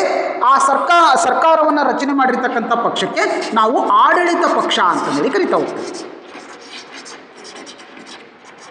ಯಾವ ಪಕ್ಷ ಸರ್ಕಾರವನ್ನು ರಚನೆ ಮಾಡುತ್ತೆ ಆ ಪಕ್ಷವನ್ನು ಆಡಳಿತ ಪಕ್ಷ ಅಂತಂದೇಳಿ ಕರೆದ್ರೆ, ಲೋಕಸಭೆ ಇರ್ಬೋದು ಅಥವಾ ವಿಧಾನಸಭೆಗಳಲ್ಲಿ ಇರ್ಬೋದು, ಎರಡನೇ ಅತಿ ದೊಡ್ಡ ಪಕ್ಷ ಏನಾಗಿರುತ್ತೆ, ಅತಿ ದೊಡ್ಡ ಸದಸ್ಯರನ್ನು ಹೊಂದಿರತಕ್ಕಂಥ ಪಕ್ಷ ಅದು ವಿರೋಧ ಪಕ್ಷವಾಗಿರುತ್ತೆ. ವಿರೋಧ ಪಕ್ಷವಾಗಿ ಅದು ತನ್ನ ಕಾರ್ಯವನ್ನು ಅಲ್ಲಿ ಮಾಡ್ತಾ ಹೋಗುತ್ತೆ. ನೋಡಿ, ಯಾವುದು ಅತಿ ಹೆಚ್ಚು ಮತವನ್ನು ಅಥವಾ ಸದಸ್ಯರನ್ನು ಗೆದ್ದು ಸರ್ಕಾರದಲ್ಲಿ ಬಹುಮತವನ್ನು ಸಾಧಿಸಿ ಸರ್ಕಾರವನ್ನು ರಚನೆ ಮಾಡುತ್ತೆ, ಅದನ್ನು ನಾವು ಆ ಪಕ್ಷವನ್ನು ಆಡಳಿತ ಪಕ್ಷ ಅಂತಂದೇಳಿ ಕರೆದ್ರೆ, ಯಾವ ಪಕ್ಷ ಎರಡನೇ ಸ್ಥಾನದಲ್ಲಿ ಇರುತ್ತೆ ಅದನ್ನು ನಾವು ವಿರೋಧ ಪಕ್ಷ ಅಂತಂದೇಳಿ ಕರಿತಾ ಹೋಗ್ತೀವಿ. ಆಡಳಿತ ಪಕ್ಷ ಆಡಳಿತವನ್ನು ನೋಡಿಕೊಳ್ಳುವಂತಹ ಕೆಲಸವನ್ನು ಮಾಡಿದರೆ, ವಿರೋಧ ಪಕ್ಷ ಆಡಳಿತ ಪಕ್ಷದಿಂದ ಆಗುವಂಥ ಅನ್ಯೂನ್ಯತೆಗಳೇನಿದ್ದಾವೆ ಅಥವಾ ನ್ಯೂನ್ಯತೆಗಳೇನಿದ್ದಾವೆ ಆ ನ್ಯೂನ್ಯತೆಗಳನ್ನು ಎತ್ತಿ ತೋರಿಸಿ ಜನರಿಗೆ ಅಥವಾ ದೇಶಕ್ಕೆ ಅನ್ಯಾಯವಾಗದೆ ರೀತಿಯಾಗಿ ಅಥವಾ ಆಡಳಿತ ಪಕ್ಷ ಅಥವಾ ಸರ್ಕಾರ ತುಂಬ ವ್ಯವಸ್ಥಿತವಾಗಿ ಸರ್ಕಾರವನ್ನು ನಡೆಸಿಕೊಂಡು ಹೋಗುವ ಹಾಗೆ ನೋಡಿಕೊಳ್ಳುವಂಥ ಜವಾಬ್ದಾರಿ ವಿರೋಧ ಪಕ್ಷಕ್ಕೆ ಇರ್ತಕ್ಕಂಥದ್ದು ಕಾಣ್ತಾ ಹೋಗುತ್ತೆ. ಇನ್ನು ಉಳಿದ ಪಕ್ಷಗಳೇನಿದಾವಲ್ಲ, ಅಂದರೆ ಮೊದಲನೇ ಸ್ಥಾನದಲ್ಲಿ ಇರ್ತಕ್ಕಂಥ ಅಥವಾ ಹೆಚ್ಚು ಸದಸ್ಯರು ಗೆದ್ದಿರ್ತಕ್ಕಂಥ ಪಕ್ಷ ಬಹುಮತವನ್ನು ಸಾಧಿಸಿ ಆಡಳಿತ ಪಕ್ಷವಾಗಿ ಅದು ಅಧಿಕಾರವನ್ನು ತೆಗೆದುಕೊಂಡ್ರೆ, ಎರಡನೇ ಸ್ಥಾನದಲ್ಲಿ ಇರ್ತಕ್ಕಂಥದ್ದು ವಿರೋಧ ಪಕ್ಷವಾಗಿ ಇರುತ್ತೆ. ಇನ್ನು ಉಳಿದಂತಹ ಪಕ್ಷೇತರರಿರ್ಬೋದು ಅಥವಾ ಸಣ್ಣ ಸಣ್ಣ ಪಕ್ಷಗಳಿರ್ಬೋದು. ಸೊ ಈ ಪಕ್ಷಗಳು ಸಮಯಕ್ಕೆ ಸಂದರ್ಭವಾಗಿ ಅಥವಾ ತಮ್ಮ ಅನುಗುಣವಾಗಿ ತಮ್ಮ ಬೆಂಬಲವನ್ನು ಕೆಲವೊಂದು ಸಾರಿ ವಿರೋಧ ಪಕ್ಷಕ್ಕೂ ಕೆಲವೊಂದು ಸಾರಿ ಆಡಳಿತ ಪಕ್ಷಕ್ಕೂ ಕೂಡ ನೀಡ್ತಾ ಹೋಗ್ತವೆ. ಅಂದರೆ ಆಡಳಿತ ಪಕ್ಷ ಸರಿಯಾಗಿ ಕೆಲಸ ಮಾಡ್ತಾ ಇದ್ದಾಗ ಆಡಳಿತ ಪಕ್ಷದ ಪರವಾಗಿಯೂ ಮಾತನಾಡುತ್ತೆ, ಅಥವಾ ವಿರೋಧ ಪಕ್ಷದ ಆಡಳಿತ ಪಕ್ಷ ಸರಿಯಾಗಿ ಕೆಲಸ ಮಾಡ್ತಾ ಇಲ್ಲ ಅಥವಾ ಆ ಕಾನೂನು ಸರಿಯಾಗಿಲ್ಲ ಅಂತ ಅನಿಸಿದಾಗ ತಮ್ಮ ಸ್ವ ಇಚ್ಛೆಯಿಂದ ಅದು ವಿರೋಧ ಪಕ್ಷಕ್ಕೂ ಕೂಡ ಸಪೋರ್ಟನ್ನು ಬೆಂಬಲವನ್ನು ಸೂಚಿಸುವಂಥದ್ದು ಕಾಣ್ತಾ ಹೋಗುತ್ತೆ. ಇದು ರಾಜಕೀಯ ಪಕ್ಷಗಳು ತಮ್ಮ ಕಾರ್ಯವೈಖರಿಯನ್ನು ನಾವು ಇಲ್ಲಿ ಕಾಣಲಿಕ್ಕೆ ಚಾನ್ಸಸ್ಸು ಇರ್ತಕ್ಕಂಥದ್ದು. ಮತ್ತು ಈ ರಾಜಕೀಯ ಪಕ್ಷಗಳು ಕೆಲವೊಂದು ಸಾರಿ ಏನಾಗ್ತವೆ ಅಂತಂದರೆ, ಯಾರು ರಾಜಕೀಯಕ್ಕೆ ಪ್ರವೇಶ ಮಾಡಬೇಕು ಅಂತ ಬಯಸ್ತಾರೆ ಅಂಥವ್ರಿಗೆ ಒಂದು ರೀತಿ ತರಬೇತಿ ಕೇಂದ್ರಗಳಾಗಿ ಕೂಡ ನಮಗೆ ಕಾಣ್ತಾ ಹೋಗುತ್ತೆ. ಯಾಕಂದರೆ ಈ ರಾಜಕೀಯ ಪಕ್ಷದಲ್ಲಿ ತಳಹದಿಯಿಂದ ಕೆಲಸವನ್ನು ಮಾಡ್ತಾ ಮಾಡ್ತಾ ಮೇಲಕ್ಕೆ ಬಂದಂಥವ್ರು ಕೂಡ ನಾವು ಕಾಣ್ತಾ ಹೋಗ್ತೀವಿ. ಇದೊಂದು ರೀತಿ ರಾಜಕೀಯದ ಒಂದು ತರಬೇತಿ ಕೇಂದ್ರವಾಗಿ ಈ ರಾಜಕೀಯ ಪಕ್ಷಗಳು ನಮಗೆ ಕಾಣ್ತಕ್ಕಂಥದ್ದು ಕಾಣುವಂಥದ್ದು ನಮಗೆ ನೋಡ್ಬೋದಾಗಿರ್ತಕ್ಕಂಥದ್ದು. ಇನ್ನು ಮತ್ತೊಂದು ಅಂಶ ಒಂದು ಚುನಾವಣಾ ವ್ಯವಸ್ಥೆಯಲ್ಲಿ ಅಂತಂದರೆ ಅದು ರಾಷ್ಟ್ರೀಯ ಪಕ್ಷಗಳು ಅಂತ ಹೇಳಿ ಕರಿತಾ ಹೋಗ್ತೀವಿ.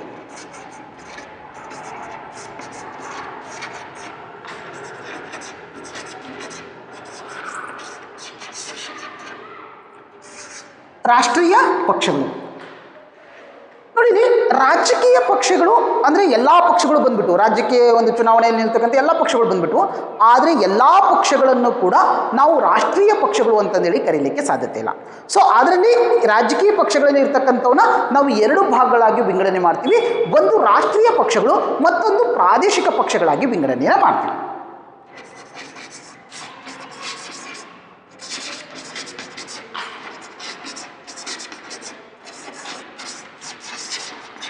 ನೋಡಿ, ರಾಜಕೀಯ ಪಕ್ಷಗಳನ್ನು ನಾವು ಅಥವಾ ಭಾರತದಲ್ಲಿರ್ತಕ್ಕಂಥ ಎಲ್ಲ ಪಕ್ಷಗಳನ್ನು ನಾವು ಎರಡು ಭಾಗಗಳಾಗಿ ವಿಂಗಡಣೆ ಮಾಡ್ಬೋದು.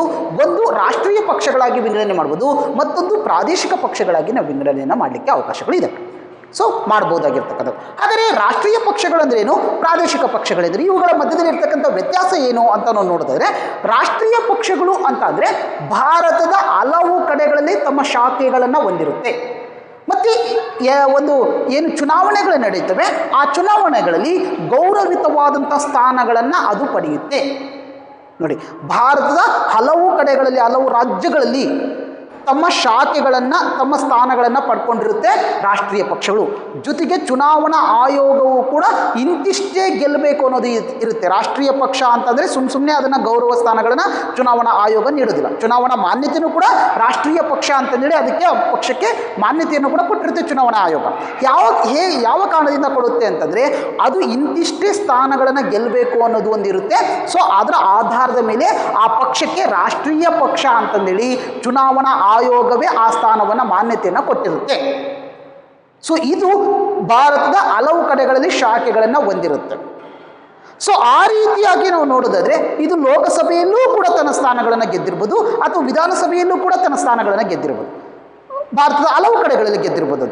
ಸೊ ಅಂತಹ ಪಕ್ಷಗಳು ರಾಷ್ಟ್ರೀಯ ಪಕ್ಷಗಳಾಗಿರುತ್ತವೆ. ಹಾಗಾದರೆ ಭಾರತಕ್ಕೆ ನಾವು ಉದಾಹರಣೆಯನ್ನು ಕೊಡೋದಾದರೆ ಯಾವ ಪಕ್ಷಗಳನ್ನು ನಾವು ರಾಷ್ಟ್ರೀಯ ಪಕ್ಷಗಳು ಅಂತಂದೇಳಿ ಕರಿಬೋದು ಅಂತಂದರೆ, ನಾವು ಸಾಮಾನ್ಯವಾಗಿ ರಾಷ್ಟ್ರೀಯ ಕಾಂಗ್ರೆಸ್ ಪಕ್ಷವನ್ನು ರಾಷ್ಟ್ರೀಯ ಪಕ್ಷ ಅಂತಂದೇಳಿ ನಾವು ಕರಿಬೋದು, ಅಥವಾ ಭಾರತೀಯ ಜನತಾ ಪಾರ್ಟಿ ಇದೆಯಲ್ಲ, ಸೊ ಅದನ್ನು ಕೂಡ ನಾವು ಉದಾಹರಣೆಯಾಗಿ ರಾಷ್ಟ್ರೀಯ ಪಕ್ಷಕ್ಕೆ ಒಂದು ಉದಾಹರಣೆಯಾಗಿ ನಾವು ಕೊಡಬಹುದಾಗಿರ್ತಕ್ಕಂಥದ್ದು. ಇನ್ನು ಪ್ರಾದೇಶಿಕ ಪಕ್ಷಗಳಿಗೆ ನಾವು ಬರೋದಾದರೆ ಇದು ಸೀಮಿತ ಪ್ರದೇಶವನ್ನು ಹೊಂದಿರುತ್ತೆ. ಯಾವುದಾದ್ರೂ ಒಂದು ರಾಜ್ಯಗಳಲ್ಲಿ ಮಾತ್ರ ತನ್ನ ಪ್ರಾಬಲ್ಯವನ್ನು ಹೊಂದಿರುತ್ತೆ. ಸೀಮಿತವಾಗಿ ಆ ರಾಜ್ಯಕ್ಕೆ ಮಾತ್ರ ಅದು ಸಂಬಂಧಪಟ್ಟಿರುತ್ತೆ. ಸೊ ಭಾರತದ ಹಲವು ಕಡೆಗಳಲ್ಲಿ ತನ್ನ ಸ್ಥಾನಗಳನ್ನು ಅದು ಪಡೀಲಿಕ್ಕೆ ಸಾಧ್ಯತೆ ಇರೋದಿಲ್ಲ. ಕೇವಲವಾಗಿ ಕೆಲವೊಂದು ಸೀಮಿತ ಸ್ಥಳಗಳಲ್ಲಿ ಮಾತ್ರ ಈ ಪಕ್ಷಗಳು ಅಥವಾ ಆಯಾ ರಾಜ್ಯಗಳಲ್ಲಿ ಮಾತ್ರ ಈ ಪಕ್ಷಗಳು ತಮ್ಮ ವರ್ಚಸ್ಸನ್ನು ಹೊಂದಿರತಕ್ಕಂಥದ್ದು ಕಾಣ್ತಾ ಹೋಗುತ್ತೆ, ಅಥವಾ ತಮ್ಮ ಅಭ್ಯರ್ಥಿಗಳ ಸದಸ್ಯರನ್ನು ಕಾಣಲಿಕ್ಕೆ ನಾವು ಕಾಣ್ತಾ ಹೋಗುತ್ತೆ. ಹಾಗಾಗಿ ಈ ಪ್ರಾದೇಶಿಕ ಪಕ್ಷಗಳನ್ನು ನಾವು ರಾಜ್ಯದ ರಾಜಕೀಯ ಪಕ್ಷಗಳು ಅಂತ ಕೂಡ ನಾವು ಕರಿಬೋದು. ನೋಡಿ, ಇವನ್ನ ಪ್ರಾದೇಶಿಕ ಪಕ್ಷಗಳನ್ನು ರಾಜ್ಯದ ರಾಜಕೀಯ ಪಕ್ಷಗಳು ಅಂತ ಕೂಡ ಕರಿಬೋದು. ಯಾಕಂದರೆ ಆಯಾ ರಾಜ್ಯಕ್ಕೆ ಸಾಮಾನ್ಯವಾಗಿ ಅವು ಸೀಮಿತವಾಗಿರ್ತವೆ. ಭಾಳ ದೊಡ್ಡ ಹೊರಗಡೆಗೆ ಬಂದರೆ, ಆ ರಾಜ್ಯದಿಂದ ಹೊರಗಡೆಗೆ ಬಂದಾಗ ಅವಕ್ಕೆ ದೊಡ್ಡದಾಗಿರ್ತಕ್ಕಂಥ ಬೆಂಬಲ ಅಥವಾ ಒಂದು ಸ್ಥಾನಗಳನ್ನು ಗೆಲ್ಲುವ ಸಾಮರ್ಥ್ಯವಾಗಲಿ ಅಥವಾ ಸದಸ್ಯರನ್ನಾಗಲಿ ನಾವು ಕಾಣಲಿಕ್ಕೆ ಚಾನ್ಸಸ್ ಇಲ್ಲ. ಸೊ ಉದಾಹರಣೆಗೆ ನಾವು ನೋಡಬಹುದಾಗಿರ್ತಕ್ಕಂಥದ್ದು ಅಂಥ ಒಂದು ಪ್ರಾದೇಶಿಕ ಪಕ್ಷಗಳ ವಿಚಾರಕ್ಕೆ ನಾವು ಬರೋದಾದರೆ, ಸೊ ಅದಕ್ಕೂ ಕೆಲವೊಂದು ಉದಾಹರಣೆಗಳನ್ನು ನಾವು ಕೊಡ್ಬೋದು. ತಮಿಳುನಾಡಿನಲ್ಲಿ ಇರ್ತಕ್ಕಂತಹ DMK ಇರ್ಬೋದು, ಅಥವಾ AIADMK ಇರ್ಬೋದು, ಕರ್ನಾಟಕದಲ್ಲಿರ್ತಕ್ಕಂಥ ಜನತಾ ಪಕ್ಷ ಇರ್ಬೋದು, ಜಾತ್ಯತೀತ ಜನತಾದಳ ಅಂತಂದೇಳಿ ಕರಿತೀವಿ ಅದನ್ನು. ಸೊ ಅದೇ ರೀತಿಯಾಗಿ ಮಹಾರಾಷ್ಟ್ರದ ಶಿವಸೇನೆ ಇರ್ಬೋದು, ಸಮಾಜವಾದಿ ಪಕ್ಷಗಳಿರ್ಬೋದು. ಸೊ ಇವನ್ನೆಲ್ಲವನ್ನು ಕೂಡ ನಾವು ಪ್ರಾದೇಶಿಕ ಪಕ್ಷಗಳು ಅಂತಂದೇಳಿ ಕರಿತೀವಿ. ಅವು ಆಯಾ ರಾಜ್ಯಗಳಲ್ಲಿ ಹೆಚ್ಚು ಬಲಿಷ್ಠವಾಗಿರ್ತವೆ.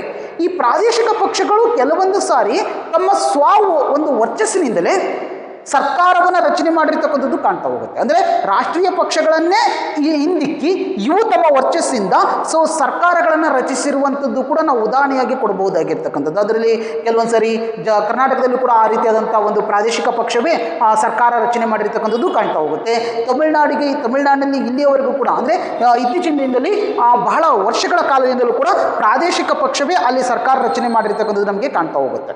ಸೊ ಅಲ್ಲಿ ರಾಷ್ಟ್ರೀಯ ಪಕ್ಷಕ್ಕೆ ಇನ್ನೂ ಕೂಡ ಸ್ಥಾನಗಳು ಅಲ್ಲಿ ಒಂದು ಸರ್ಕಾರ ರಚನೆ ಮಾಡುವಂಥ ಬಹುಮತ ಅಲ್ಲಿ ಸಿಗದೇ ಇರತಕ್ಕಂಥ ಸ್ಥಿತಿಯಲ್ಲಿ ಕಾಣ್ತಾ ಹೋಗುತ್ತೆ. ಅದೇ ರೀತಿ ಮಹಾರಾಷ್ಟ್ರದಲ್ಲೂ ಕೂಡ ನಾವು ನೋಡ್ಬೋದು, ಶಿವಸೇನೆ ಅದು ಕೂಡ ತನ್ನದೇ ಆಗಿರ್ತಕ್ಕಂಥ ವರ್ಚಸ್ಸನ್ನು ಹೊಂದಿರತಕ್ಕಂಥದ್ದು ನಮಗೆ ಕಾಣ್ತಾ ಹೋಗುತ್ತೆ. ಸೊ ಇವು ಕೂಡ ಕೆಲವೊಂದು ಸಾರಿ ಒಂದು ವರ್ಚಸ್ಸಿಂದಲೇ ಸರ್ಕಾರವನ್ನು ರಚನೆ ಮಾಡ್ತವೆ. ಇಲ್ಲ ಅಂದಾಗ ಒಂದು ಅತಂತ್ರ ಒಂದು ಚುನಾವಣಾ ನಡೆದಾಗ ಅತಂತ್ರ ಸ್ಥಿತಿಯಾದಂಥ ಒಂದು ಬಹುಮತ ಸಿಗದೇ ಇರತಕ್ಕಂಥ ಪರಿಸ್ಥಿತಿ ಕಂಡಾಗ ಸೊ ಈ ಒಂದು ಪ್ರಾದೇಶಿಕ ಪಕ್ಷಗಳು ಸರ್ಕಾರ ರಚನೆ ಮಾಡುವಲ್ಲಿ ಪ್ರಮುಖ ಪಾತ್ರವನ್ನು ವಹಿಸ್ತಾ ಹೋಗ್ತವೆ. ಇದಿಷ್ಟು ಕೂಡ ರಾಷ್ಟ್ರೀಯ ಪಕ್ಷಗಳು ಮತ್ತು ಪ್ರಾದೇಶಿಕ ಪಕ್ಷಗಳಿಗೆ ಸಂಬಂಧಪಟ್ಟಿರ್ತಕ್ಕಂಥ ವಿಚಾರಗಳಾಯಿತು. ಇನ್ನು ನಾನು ಸಮ್ಮಿಶ್ರ ಸರ್ಕಾರಗಳ ಬಗ್ಗೆ ಹೇಳಬೇಕಾಗುತ್ತೆ.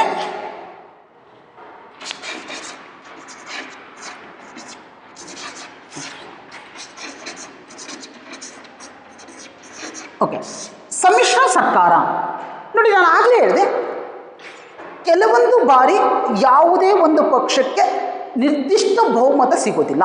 ಯಾಕಂದರೆ ನಾವು ಸಂವಿಧಾನದ ಬಗ್ಗೆ ಹೇಳ್ತಾ ಇರಬೇಕಾದ್ರೆ, ಅದು ಶಾಸಕಾಂಗ ಕಾರ್ಯಾಂಗಗಳ ಬಗ್ಗೆ ಹೇಳಬೇಕಾದ್ರೆ ನಾವು ಹೇಳಿದ್ವಿ,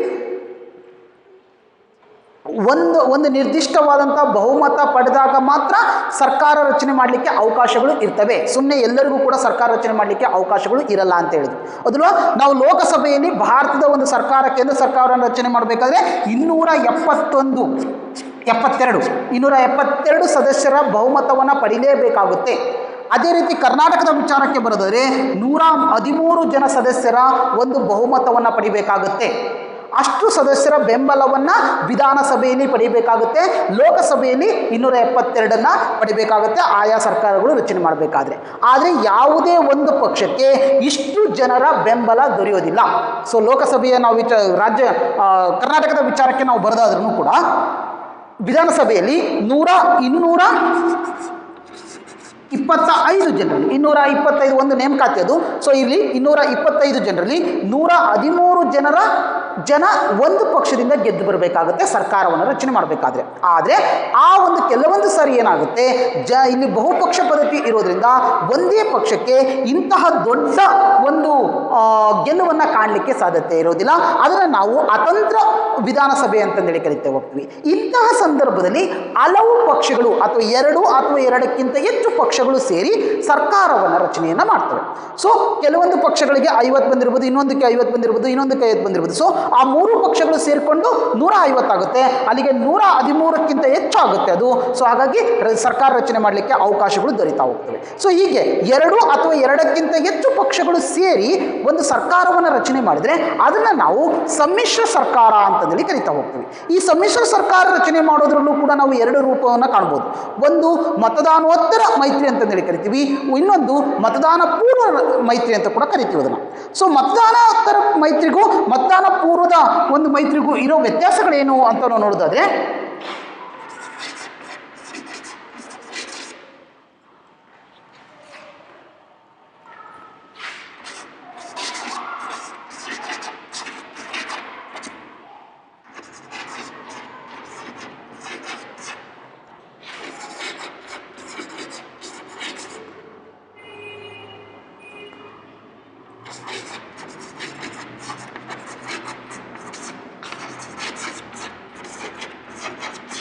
ನೋಡಿ, ಈ ಸಮ್ಮಿಶ್ರ ಸರ್ಕಾರ ರಚನೆಯಲ್ಲಿ ಅಥವಾ ಪಕ್ಷಗಳು ತಮ್ಮ ತಮ್ಮ ಮೈತ್ರಿಗಳನ್ನು ಮಾಡ್ಕೊಳ್ಳೋ ವಿಚಾರದಲ್ಲಿ, ಅಂದರೆ ಸರ್ಕಾರ ರಚನೆಯಲ್ಲಿ ಬಹುಮತ ಪಡೆದೇ ಇದ್ದಂಥ ಸಂದರ್ಭದಲ್ಲಿ ಅಸ್ಪಷ್ಟ ಬಹುಮತ ಬರುತ್ತೆ ಅನ್ನೋ ಸಂದರ್ಭಗಳಲ್ಲಿ ಈ ರೀತಿಯಾದಂತಹ ಒಂದು ಮೈತ್ರಿಗಳನ್ನು ಏರ್ಪಾಡು ಮಾಡ್ಕೊತಾರೆ. ಒಂದು ಮತದಾನೋತ್ತರ ಮೈತ್ರಿ ಅಂತಂದೇಳಿ ಕರಿತೀವಿ, ಮತ್ತೊಂದು ಮತದಾನ ಪೂರ್ವ ಮೈತ್ರಿ ಅಂತಂದೇಳಿ ಕರಿತೀವಿ. ಅಂದರೆ ಇವುಗಳಲ್ಲಿ ಇರ್ತಕ್ಕಂಥ ವ್ಯತ್ಯಾಸಗಳೇನಪ್ಪ ಅಂತಂದರೆ, ಮತದಾನ ಪೂರ್ವದ ವಿಚಾರಕ್ಕೆ ಬರೋದಾದರೆ ಚುನಾವಣೆ ಇನ್ನು ನಡೆಯುವುದಕ್ಕಿಂತ ಮುಂಚಿತವಾಗಿಯೇ, ಚುನಾವಣೆಗಳಿಗೆ ಸ್ಪರ್ಧಿಸುವುದಕ್ಕಿಂತ ಮುಂಚಿತವಾಗಿಯೇ ಹಲವು ಪಕ್ಷಗಳು ತಮ್ಮಲ್ಲಿಯೇ ಒಂದು ಒಪ್ಪಂದವನ್ನು ಮಾಡಿಕೊಂಡು ಕ್ಷೇತ್ರಗಳನ್ನು ಕೂಡ ಹಂಚಿಕೆ ಮಾಡಿಕೊಂಡು ಎಲೆಕ್ಷನ್ನಲ್ಲಿ ಭಾಗವಹಿಸ್ತವೆ. ಸೊ ಇದನ್ನು ನಾವು ಮತದಾನ ಪೂರ್ವ ಮೈತ್ರಿ ಅಂತಂದೇಳಿ ಕರಿತಾ ಹೋಗ್ತೀವಿ. ಅಂದರೆ ಚುನಾವಣೆಗಿಂತ ಮುಂಚಿತವಾಗಿಯೇ ಮೈತ್ರಿ ಮಾಡ್ಕೊಳ್ಳುವಂಥದ್ದು. ಅವರಿಗೆ ಆವಾಗಲೇ ಸ್ಪಷ್ಟತೆ ಗೊತ್ತಿರುತ್ತೆ, ನಮ್ಮ ಪಕ್ಷಗಳಿಗೆ ಬಹುಮತ ಬರೋದಿಲ್ಲ ಅಂತಂದೇಳ್ಬಿಟ್ಟು ಅನಿಸಿದಾಗ, ಆ ಒಂದು ಪರಿಕಲ್ಪನೆ ಬಂದಾಗ ಈ ಒಂದು ಕೆಲಸವನ್ನು ಮಾಡ್ತಾ ಹೋಗ್ತೇವೆ ರಾಜಕೀಯ ಪಕ್ಷಗಳು. ಅದು ಪ್ರಾದೇಶಿಕ ಪಕ್ಷದ ಜೊತೆಗೆ ಇರ್ಬೋದು, ರಾಷ್ಟ್ರೀಯ ಪಕ್ಷಗಳ ಜೊತೆಗೆ ಇರ್ಬೋದು. ಆ ರಾಜ್ಯಗಳಲ್ಲಿ ಅವೇನು ಮಾಡ್ತವೆ, ಈ ಒಂದು ಮತದಾನ ಪೂರ್ವ ಮೈತ್ರಿಯನ್ನು ಮಾಡಿಕೊಂಡು ತಮ್ಮಲ್ಲಿಯ ಕ್ಷೇತ್ರಗಳನ್ನು ಹಂಚಿಕೆ ಮಾಡಿಕೊಂಡು ಎಲೆಕ್ಷನ್ನಲ್ಲಿ ಭಾಗವಹಿಸಿ ಅವು ಕೊನೆಗೆ ಎಲೆಕ್ಷನ್ನಲ್ಲಿ ಅಥವಾ ಚುನಾವಣೆಗಳಲ್ಲಿ ಸ್ಪರ್ಧಿಸಿ ಮತವನ್ನು ಜನರಿಂದ ಪಡ್ಕೊಂಡು ಗೆದ್ದು ಬಂದು ಸರ್ಕಾರವನ್ನು ರಚನೆ ಮಾಡ್ಬೋದು. ಇದನ್ನು ನಾವು ಮತದಾನ ಪೂರ್ವ ಮೈತ್ರಿ ಅಂತಂದೇಳಿ ಕರಿತಾ ಹೋಗ್ತೀವಿ. ಅದೇ ಮತದಾನೋತ್ತರ ಮೈತ್ರಿ ಅಂತ ಅಂದಾಗ ಮತ ಪ್ರಕ್ರಿಯೆ ಅಥವಾ ಚುನಾವಣೆಯಲ್ಲಿ ಸ್ವತಃವಾಗಿ ಒಂದು ಸ್ಪರ್ಧೆಯನ್ನು ಮಾಡ್ತಕ್ಕಂಥದ್ದು, ಸ್ಪರ್ಧೆಯನ್ನು ಮಾಡಿ ಆದರೆ ನಂತರದಲ್ಲಿ ಒಂದು ಚುನಾವಣೆಯಲ್ಲಿ ಫಲಿತಾಂಶ ಬಂದ ನಂತರದಲ್ಲಿ ಯಾವ ಪಕ್ಷಕ್ಕೂ ಕೂಡ ಬಹುಮತ ಬರೋದಿಲ್ಲ, ಅದನ್ನು ಅತಂತ್ರ ಸ್ಥಿತಿ ಅಂತಂದೇಳಿ ಕರಿತೀವಿ. ಅಂಥ ಸಂದರ್ಭಗಳಲ್ಲಿ ಯಾವ ಪಕ್ಷಕ್ಕೂ ಬಹುಮತ ದೊರೆಯದೇ ಇದ್ದಂಥ ಸಂದರ್ಭದಲ್ಲಿ ಆ ಸಂದರ್ಭದಲ್ಲಿ ಮೈತ್ರಿ ಮಾಡಿಕೊಳ್ಳುವಂಥದ್ದು. 2 ಅಥವಾ 2ಕ್ಕಿಂತ ಹೆಚ್ಚು ಪಕ್ಷಗಳು ಮೈತ್ರಿ ಮಾಡಿಕೊಂಡು ಸರ್ಕಾರವನ್ನು ರಚನೆ ಮಾಡಿದರೆ ಅದನ್ನು ನಾವು ಮತದಾನೋತ್ತರ ಮೈತ್ರಿ ಅಂತಂದೇಳಿ ಕರಿತಾ ಹೋಗ್ತೀವಿ. ಅಂದರೆ ಈ ಮತದಾನೋತ್ತರ ಮೈತ್ರಿಗಳು ಚುನಾವಣೆಯ ನಂತರದಲ್ಲಿ ಆಗ್ತಕ್ಕಂಥ ಮೈತ್ರಿಗಳು ಇವೆಲ್ಲ. ಸೊ ಮೊದಲು ಇರೋದಿಲ್ಲ, ಮೊದಲು ಇವರು ಸ್ವತಂತ್ರವಾಗಿ ಅಭ್ಯರ್ಥಿಗಳಾಗಿ ಅಥವಾ ಸ್ವತಂತ್ರ ಪಕ್ಷಗಳಾಗಿ ಚುನಾವಣೆಯಲ್ಲಿ ಭಾಗವಹಿಸ್ತೀವಿ, ಯಾವುದೇ ಮೈತ್ರಿಗಳು ಇರೋದಿಲ್ಲ. ಸೊ ಆದರೆ ಮತದಾನದ ನಂತರದಲ್ಲಿ ಬಂದಂಥ ಫಲಿತಾಂಶ ಅತಂತ್ರಗೊಂಡಾಗ ಈ ಒಂದು ಸರ್ಕಾರ ರಚನೆ ಮಾಡುವ ದೃಷ್ಟಿಯಿಂದ ಮೈತ್ರಿ ಮಾಡಿಕೊಂಡು 2-3 ಪಕ್ಷಗಳು ಸೇರಿ ಸರ್ಕಾರವನ್ನು ರಚನೆ ಮಾಡ್ಕೊಳ್ತವೆ. ಅದನ್ನು ನಾವು ಮತದಾನೋತ್ತರ ಮೈತ್ರಿ ಅಂತಂದೇಳಿ ಕರಿತೀವಿ. ಇಲ್ಲಿ ಮತದಾನ ಪೂರ್ವ ಮೈತ್ರಿಗಳಲ್ಲಿ ಹಾಗಿರೋದಿಲ್ಲ, ಇದು ಆ ಮತದಾನಕ್ಕೆ ಅಥವಾ ಚುನಾವಣೆಗಳಿಗಿಂತ ಮುಂಚಿತವಾಗಿಯೇ ಮೈತ್ರಿ ಮಾಡ್ಕೊಳ್ತವೆ. ಕಾರಣ ಅವರಿಗೆ ಸ್ಪಷ್ಟವಾಗಿ ಗೊತ್ತಾಗಿರುತ್ತೆ ನಮಗೆ ಬಹುಮತ ಸಿಗೋದಿಲ್ಲ ಅಂತಂದ್ಬಿಟ್ಟು. ಸೊ ಹಾಗಾಗಿ ಮುಂಚಿತವಾಗಿ ಒಂದು ಮೈತ್ರಿಯನ್ನು ಮಾಡಿಕೊಂಡು ಚುನಾವಣೆಯ ಕ್ಷೇತ್ರಗಳನ್ನು ಕೂಡ ಹಂಚಿಕೆ ಮಾಡಿಕೊಂಡು ಚುನಾವಣೆಯಲ್ಲಿ ಭಾಗವಹಿಸಿ ಅಲ್ಲಿ ಬಹುಮತವನ್ನು ಸಾಧಿಸುವಂತಹ ಕೆಲಸಗಳನ್ನು ಕೂಡ ಮಾಡುವಂಥದ್ದು ನಮಗೆ ಕಾಣ್ತಾ ಹೋಗುತ್ತೆ. ಆ ನಂತರದಲ್ಲಿ ಇವೆಲ್ಲವೂ ಸೇರಿಕೊಂಡು ಅಥವಾ ಏನು ಮೈತ್ರಿ ಸರ್ಕಾರ ಇರುತ್ತೆ ಆ ಸಮ್ಮಿಶ್ರ ಸರ್ಕಾರವನ್ನು ರಚನೆ ಮಾಡುವಂಥದ್ದು ಕೂಡ ಕಾಣ್ತಾ ಹೋಗುತ್ತೆ. ಸೊ 2 ರೂಪದ ನಾವು ಮೈತ್ರಿ ಸರ್ಕಾರಗಳನ್ನು ನಾವು ಕಾಣಬಹುದಾಗಿರ್ತಕ್ಕಂಥದ್ದು. ಇವು ಒಂದು ಲೋಕಸಭೆಯ ಒಂದು ಅತಂತ್ರ ಸ್ಥಿತಿಯಲ್ಲಿ ಇರ್ಬೋದು ಅಥವಾ ವಿಧಾನಸಭೆಯ ಅತಂತ್ರ ಸಂದರ್ಭಗಳಲ್ಲಿ ಈ ಮೈತ್ರಿ ಸರ್ಕಾರ ರಚನೆ ಮಾಡಲಿಕ್ಕೆ ಹೆಚ್ಚು ಅವಕಾಶಗಳನ್ನ ಕಾಣ್ತೀವಿ. 1989ರಿಂದ ಈಚೆಗೆ 1981ರಿಂದ ಈಚೆಗೆ ನಾವು ನೋಡೋದಾದರೆ ಹೆಚ್ಚು ಮೈತ್ರಿ ಸಮ್ಮಿಶ್ರ ಸರ್ಕಾರಗಳೇ ಭಾರತದಲ್ಲಿ ಆಳ್ವಿಕೆಯನ್ನು ಮಾಡಿರ್ತಕ್ಕಂಥದ್ದು ಅಥವಾ ಸರ್ಕಾರ ನಡೆಸಿರುವಂಥದ್ದು ನಮಗೆ ಕಾಣ್ತಾ ಹೋಗುತ್ತೆ. ಅದು ದೇಶದ ಒಂದು ಸರ್ಕಾರ ಆಗಿರ್ಬೋದು, ಕೇಂದ್ರ ಸರ್ಕಾರ ಆಗಿರ್ಬೋದು ಅಥವಾ ರಾಜ್ಯ ಸರ್ಕಾರಗಳೇ ಬೇರೆ. ಸೊ ಹಲವಾರು ಬಾರಿ ಈ ಮೈತ್ರಿ ಸರ್ಕಾರಗಳೇ ಹೆಚ್ಚು ಆಡಳಿತವನ್ನು ನಡೆಸಿರ್ತಕ್ಕಂಥದ್ದು 1989ರಿಂದ ಈ ಕಡೆಗೆ. ಅದಕ್ಕಿಂತ ಹಿಂದಕ್ಕೆ ಹೋದರೆ ಸಾಮಾನ್ಯವಾಗಿ ಸಮ್ಮಿಶ್ರ ಸರ್ಕಾರಗಳು ಆಡಳಿತ ನಮಗೆ ಕಾಣೋದು ಕಡಿಮೆ. ಆದರೆ ಅದರಿಂದ ಈ ಕಡೆಗೆ ನಾವು ಬರೋದಾದರೆ ಈ ಮೈತ್ರಿ ಸರ್ಕಾರ ಅಥವಾ ಸಮ್ಮಿಶ್ರ ಸರ್ಕಾರಗಳ ಸಂಖ್ಯೆನೇ ಹೆಚ್ಚಾಗಿ ನಮಗೆ ಕಾಣ್ತಕ್ಕಂಥದ್ದು. ಯಾಕಂದ್ರೆ ಪಕ್ಷಗಳು ಹೆಚ್ಚಾಗಿದ್ದಾವೆ ಮತ್ತು ಜನರ ಅಭಿಪ್ರಾಯಗಳು ಬೇರೆ ಬೇರೆ ಇರೋದ್ರಿಂದ ಮತದಾನ ಮಾಡುವಂಥ ಸಂದರ್ಭಗಳಲ್ಲಿ ಹಲವು ಪಕ್ಷಗಳಿಗೆ ಒಂದು ಗೆಲುವುಗಳು ಕಾಣಲಿಕ್ಕೆ ಚಾನ್ಸ್ ಆಗುತ್ತೆ. ಹಾಗಾಗಿ ಬಹುಮತ ಸಾಬೀತು ಮಾಡುವುದು ತುಂಬ ಕಷ್ಟಕರವಾಗಿರ್ತಕ್ಕಂಥ ಸಂಗತಿಗಳನ್ನು ನಾವು ಇತ್ತೀಚಿನ ದಿನದಲ್ಲಿ ಕಾಣ್ತಾ ಇದ್ದೀವಿ. ಇನ್ನು ಸಾರ್ವಜನಿಕ ಅಭಿಪ್ರಾಯ ಅಂತಂದೇಳಿ ಕರಿತಾ ಹೋಗ್ತೀವಿ.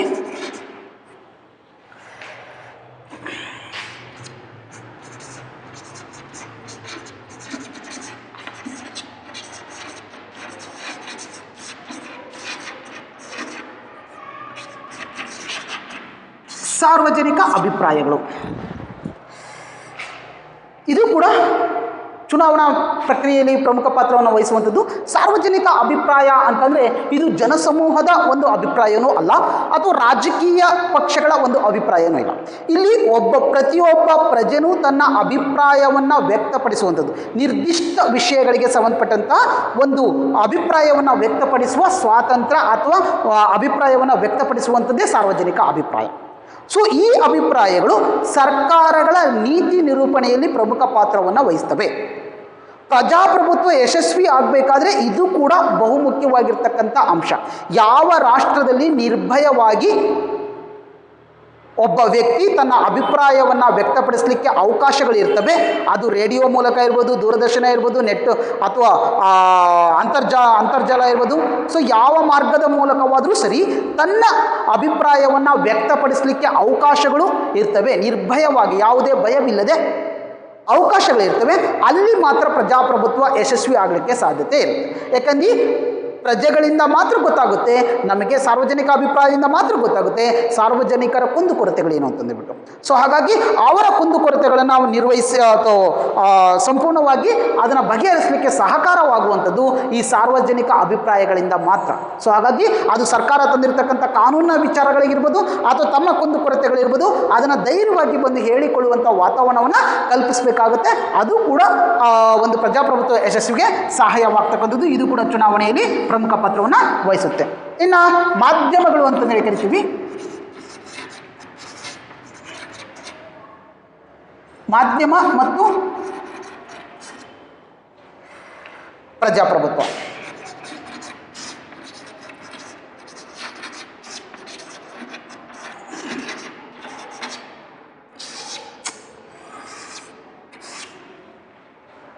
ಮಾಧ್ಯಮ ಮತ್ತು ಪ್ರಜಾಪ್ರಭುತ್ವ ನೋಡಿ, ಮಾಧ್ಯಮ ಇದೆಯಲ್ಲ, ಇದು ಸರ್ಕಾರ ಮತ್ತು ಜನರ ನಡುವಿನ ಕೊಂಡಿಯ ರೂಪದಲ್ಲಿ ಕೆಲಸವನ್ನು ಮಾಡುತ್ತೆ. ಸರ್ಕಾರ ಯಾವ ಕಾನೂನನ್ನು ಜಾರಿಗೊಳಿಸುತ್ತೆ ಅದರ ಬಗ್ಗೆ ಮಾಹಿತಿಯನ್ನು ಕೊಡುವಂಥ ಕೆಲಸವನ್ನು ಜನರಿಗೆ ಮಾಡ್ತಾ ಹೋದರೆ, ಜೊತೆಗೆ ಜನರು ಯಾವ ಅಭಿಪ್ರಾಯವನ್ನು ಹೊಂದಿದ್ದಾರೆ ಆ ಕಾನೂನಿನ ಮೇಲೆ ಅಥವಾ ಜನರ ಕುಂದುಕೊರತೆಗಳನ್ನು ಸರ್ಕಾರಕ್ಕೆ ತಿಳಿಪಡಿಸುವಂತಹ ಕೆಲಸವನ್ನು ಕೂಡ ಮಾಡ್ತಾ ಹೋಗುತ್ತೆ. ಅಥವಾ ಜನರ ಅಭಿಪ್ರಾಯಗಳಿಗೆ ಒಂದು ಸರ್ಕಾರದ ಅಧಿಕಾರಿಗಳಿಂದ ಒಂದು ಅಭಿಪ್ರಾಯವನ್ನು ಕೂಡ ಅಥವಾ ಅವರಿಂದನೂ ಕೂಡ ಮಾಹಿತಿಯನ್ನು ಪಡೆಯುವಂತಹ ಕೆಲಸಗಳನ್ನು ಕೂಡ ಈ ಮಾಧ್ಯಮಗಳು ಮಾಡ್ತಾ ಹೋಗ್ತವೆ. ಸೊ ಆ ಒಂದು ರೂಪದ ಕೆಲಸಗಳನ್ನು ಈ ಮಾಧ್ಯಮಗಳು ಮಾಡುವಂಥದ್ದು. ಜನರ ಒಂದು ಸಾರ್ವಜನಿಕ ಅಭಿಪ್ರಾಯದ ಧ್ವನಿಯಾಗಿ ಈ ಮಾಧ್ಯಮಗಳು ತಮ್ಮ ಕೆಲಸಗಳನ್ನು ಪ್ರಜಾಪ್ರಭುತ್ವ ಸರ್ಕಾರದಲ್ಲಿ ಮಾಡ್ತಾ ಹೋಗ್ತವೆ. ಪ್ರಜಾಪ್ರಭುತ್ವ ಸರ್ಕಾರದ ಒಂದು ಯಶಸ್ವಿಗೆ ಇದು ಕೂಡ ಪ್ರಮುಖ ಪಾತ್ರವನ್ನು ವಹಿಸುತ್ತೆ. ಯಾವ ಮಾಧ್ಯಮಗಳು ಅಥವಾ ಅಲ್ಲಿರ್ತಕ್ಕಂಥ ಯಾವ ದೇಶದ ಮಾಧ್ಯಮಗಳಿರ್ಬೋದು ಅಥವಾ ಯಾವ ರಾಜ್ಯದ ಮಾಧ್ಯಮಗಳಿದ್ದಾವೆ, ಸೊ ಅವು ಸತ್ಯವಾದಕ್ಕೆ ಮತ್ತು ನಿಷ್ಪಕ್ಷಪಾತವಾಗಿ ನಿರ್ಭಯವಾಗಿ ತಮ್ಮ ಕಾರ್ಯಗಳನ್ನು ಅಥವಾ ಮಾಧ್ಯಮ ಕಾರ್ಯಗಳನ್ನು ಅವು ಮಾಡ್ತಾ ಹೋಗ್ತವೆ. ಅಲ್ಲಿ ಮಾತ್ರ ಪ್ರಜಾಪ್ರಭುತ್ವ ಯಶಸ್ವಿ ಆಗುತ್ತೆ. ಯಾಕಂದರೆ ಇಲ್ಲಿ ಯಾವ ಒಂದು ಭಯನೂ ಕೂಡ ಇರಬಾರ್ದಾಗಿ ಇಲ್ಲದೆ ಇರತಕ್ಕಂಥ ಕೆಲಸಗಳನ್ನು ಮಾಡಬೇಕಾಗುತ್ತೆ. ಜೊತೆಗೆ ಮಾಧ್ಯಮಗಳಿಗೆ ಒಂದು ಜವಾಬ್ದಾರಿನೂ ಕೂಡ ಇದೆ. ಸೊ ಕೇವಲ ನಿರ್ಭಯ ಸತ್ಯವಾದಂಥದ್ದು ಅಷ್ಟೇ ಅಲ್ಲ, ಅದ್ರ ಜೊತೆಗೆ ಇನ್ನೂ ಒಂದು ಕೆಲಸ ಇದೆ, ಅದಕ್ಕೆ ತನ್ನದೇ ಆಗಿರ್ತಕ್ಕಂಥ ಒಂದು ಜವಾಬ್ದಾರಿ ಇದೆ. ಅದಕ್ಕೂ ಒಂದು ಲಿಮಿಟೇಷನ್ ಅಂತ ಇರುತ್ತೆ.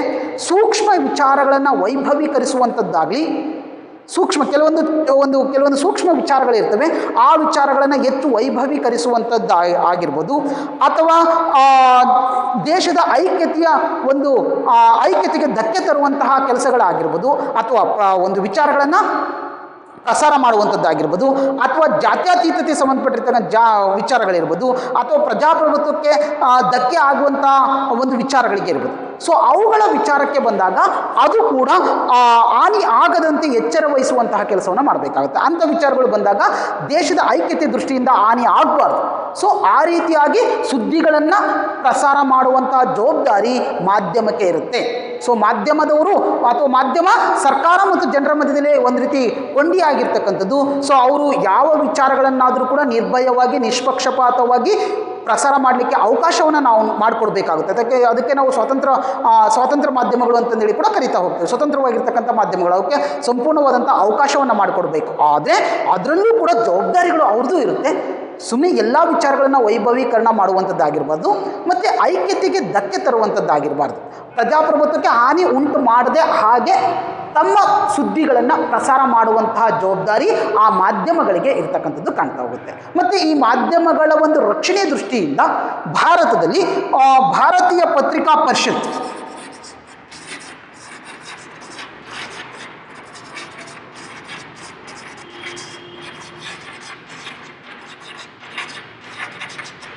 ಭಾರತೀಯ ಪತ್ರಿಕಾ ಪರಿಷತ್ತನ್ನು ಕೂಡ ಸ್ಥಾಪನೆ ಮಾಡಿರ್ತಕ್ಕಂಥದ್ದು ಕಾಣ್ತಾ ಹೋಗುತ್ತೆ. ಇದರ ಉದ್ದೇಶ ಏನು ಅಂತಂದರೆ, ಈ ಸಂಸ್ಥೆಯ ಉದ್ದೇಶ ಏನು ಅಂತಂದರೆ, ಪತ್ರಿಕಾ ಮಾಧ್ಯಮದ ಅಥವಾ ಏನು ಮಾಧ್ಯಮಗಳಿದ್ದಾವೆ ಈ ಮಾಧ್ಯಮಗಳ ಒಂದು ಹಿತದೃಷ್ಟಿಯನ್ನು ಕಾಯ್ದುಕೊಳ್ಳುವಂಥದ್ದು ಅಥವಾ ಸ್ವಾತಂತ್ರ್ಯವನ್ನು ಕಾಯ್ದುಕೊಳ್ಳುವಂತಹ ಕೆಲಸಗಳನ್ನು ಆ ಒಂದು ಸಂಸ್ಥೆ ಮಾಡ್ತಾ ಹೋಗುತ್ತೆ. ಆ ದೃಷ್ಟಿಯಿಂದ ಈ ಒಂದು ಸಂಸ್ಥೆಯನ್ನು ಸ್ಥಾಪನೆ ಮಾಡಿಕೊಂಡಿದ್ದಾರೆ. ಸೊ ಅದ್ರ ಮೂಲಕ ಭಾರತದಲ್ಲಿ ಮಾಧ್ಯಮಗಳ ಒಂದು ಸ್ವಾತಂತ್ರ್ಯ ಮತ್ತು ಅವರ ಒಂದು ಹಿತರಕ್ಷಣೆಯನ್ನು ಮಾಡಿಕೊಳ್ಳುವಂಥ ಜವಾಬ್ದಾರಿ ಅಥವಾ ಒಂದು ಅವಕಾಶವನ್ನು ಮಾಡಿಕೊಟ್ಟಿರ್ತಕ್ಕಂಥ ನಮಗೆ ಕಾಣ್ತಾ ಹೋಗುತ್ತೆ.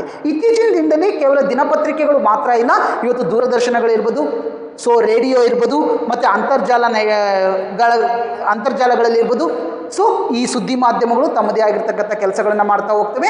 ಇವು ಜನರ ಒಂದು ಅಭಿಪ್ರಾಯಗಳನ್ನು ಸರ್ಕಾರಕ್ಕೆ ತಿಳಿಸುವಂಥದ್ದು, ಸರ್ಕಾರದ ಅಭಿಪ್ರಾಯಗಳನ್ನು ಜನರಿಗೆ ತಿಳಿಸುವಂತಹ ಕೆಲಸಗಳನ್ನು ಮಾಡ್ತಾ ಹೋಗ್ತವೆ. ಇದಿಷ್ಟು ಕೂಡ ಭಾರತದ ಚುನಾವಣಾ ವ್ಯವಸ್ಥೆಯ ಬಗ್ಗೆ ಇರ್ತಕ್ಕಂಥದ್ದು. ಇವು ಕೂಡ ಕೆಲವೊಂದು ಸಾರಿ ಸರ್ಕಾರಗಳ ಆ ರಚನೆಗೂ ಕೂಡ ಮಹತ್ವದ ಪಾತ್ರವನ್ನು ವಹಿಸ್ತವೆ. ಯಾಕಂದರೆ ಸರ್ಕಾರ ಮಾಡುವ ತಪ್ಪುಗಳನ್ನು ಜನರಿಗೆ ತಿಳಿಸಿದಾಗ ಚುನಾವಣೆಯಲ್ಲಿ ಹೆಚ್ಚು ಪ್ರಚಾರ ಅಥವಾ ಹೆಚ್ಚು ಪ್ರಭಾವವನ್ನು ಬೀರುವಂಥ ಕೆಲಸಗಳನ್ನು ಕೂಡ ಮಾಧ್ಯಮಗಳು ಮಾಡ್ತಾ ಹೋಗ್ತವೆ. ಯಾಕಂದರೆ ಇವು ಸರ್ಕಾರದ ತಪ್ಪುಗಳನ್ನು ಜನರಿಗೆ ತಿಳಿಸುವುದರಿಂದ ಜನರು ನೆಕ್ಸ್ಟ್ ಮತ್ತೊಂದು ಎಲೆಕ್ಷನ್ ಅಥವಾ ಚುನಾವಣೆಗಳಲ್ಲಿ ಮತದಾನ ಮಾಡುವಾಗ ತಮ್ಮ ಅಭ್ಯರ್ಥಿಗಳನ್ನು ಆಯ್ಕೆ ಮಾಡಿಕೊಳ್ಳೋ ದೃಷ್ಟಿಯಿಂದ ಇವು ಹೆಚ್ಚು ಸಹಕಾರಿಯಾಗಿ ಕಂಡುಬರ್ತಾ ಹೋಗ್ತವೆ. ಇದಿಷ್ಟು ಕೂಡ ಭಾರತದ ಚುನಾವಣಾ ವ್ಯವಸ್ಥೆಯ ಬಗ್ಗೆ ಇರ್ತಕ್ಕಂಥ ಮಾಹಿತಿ.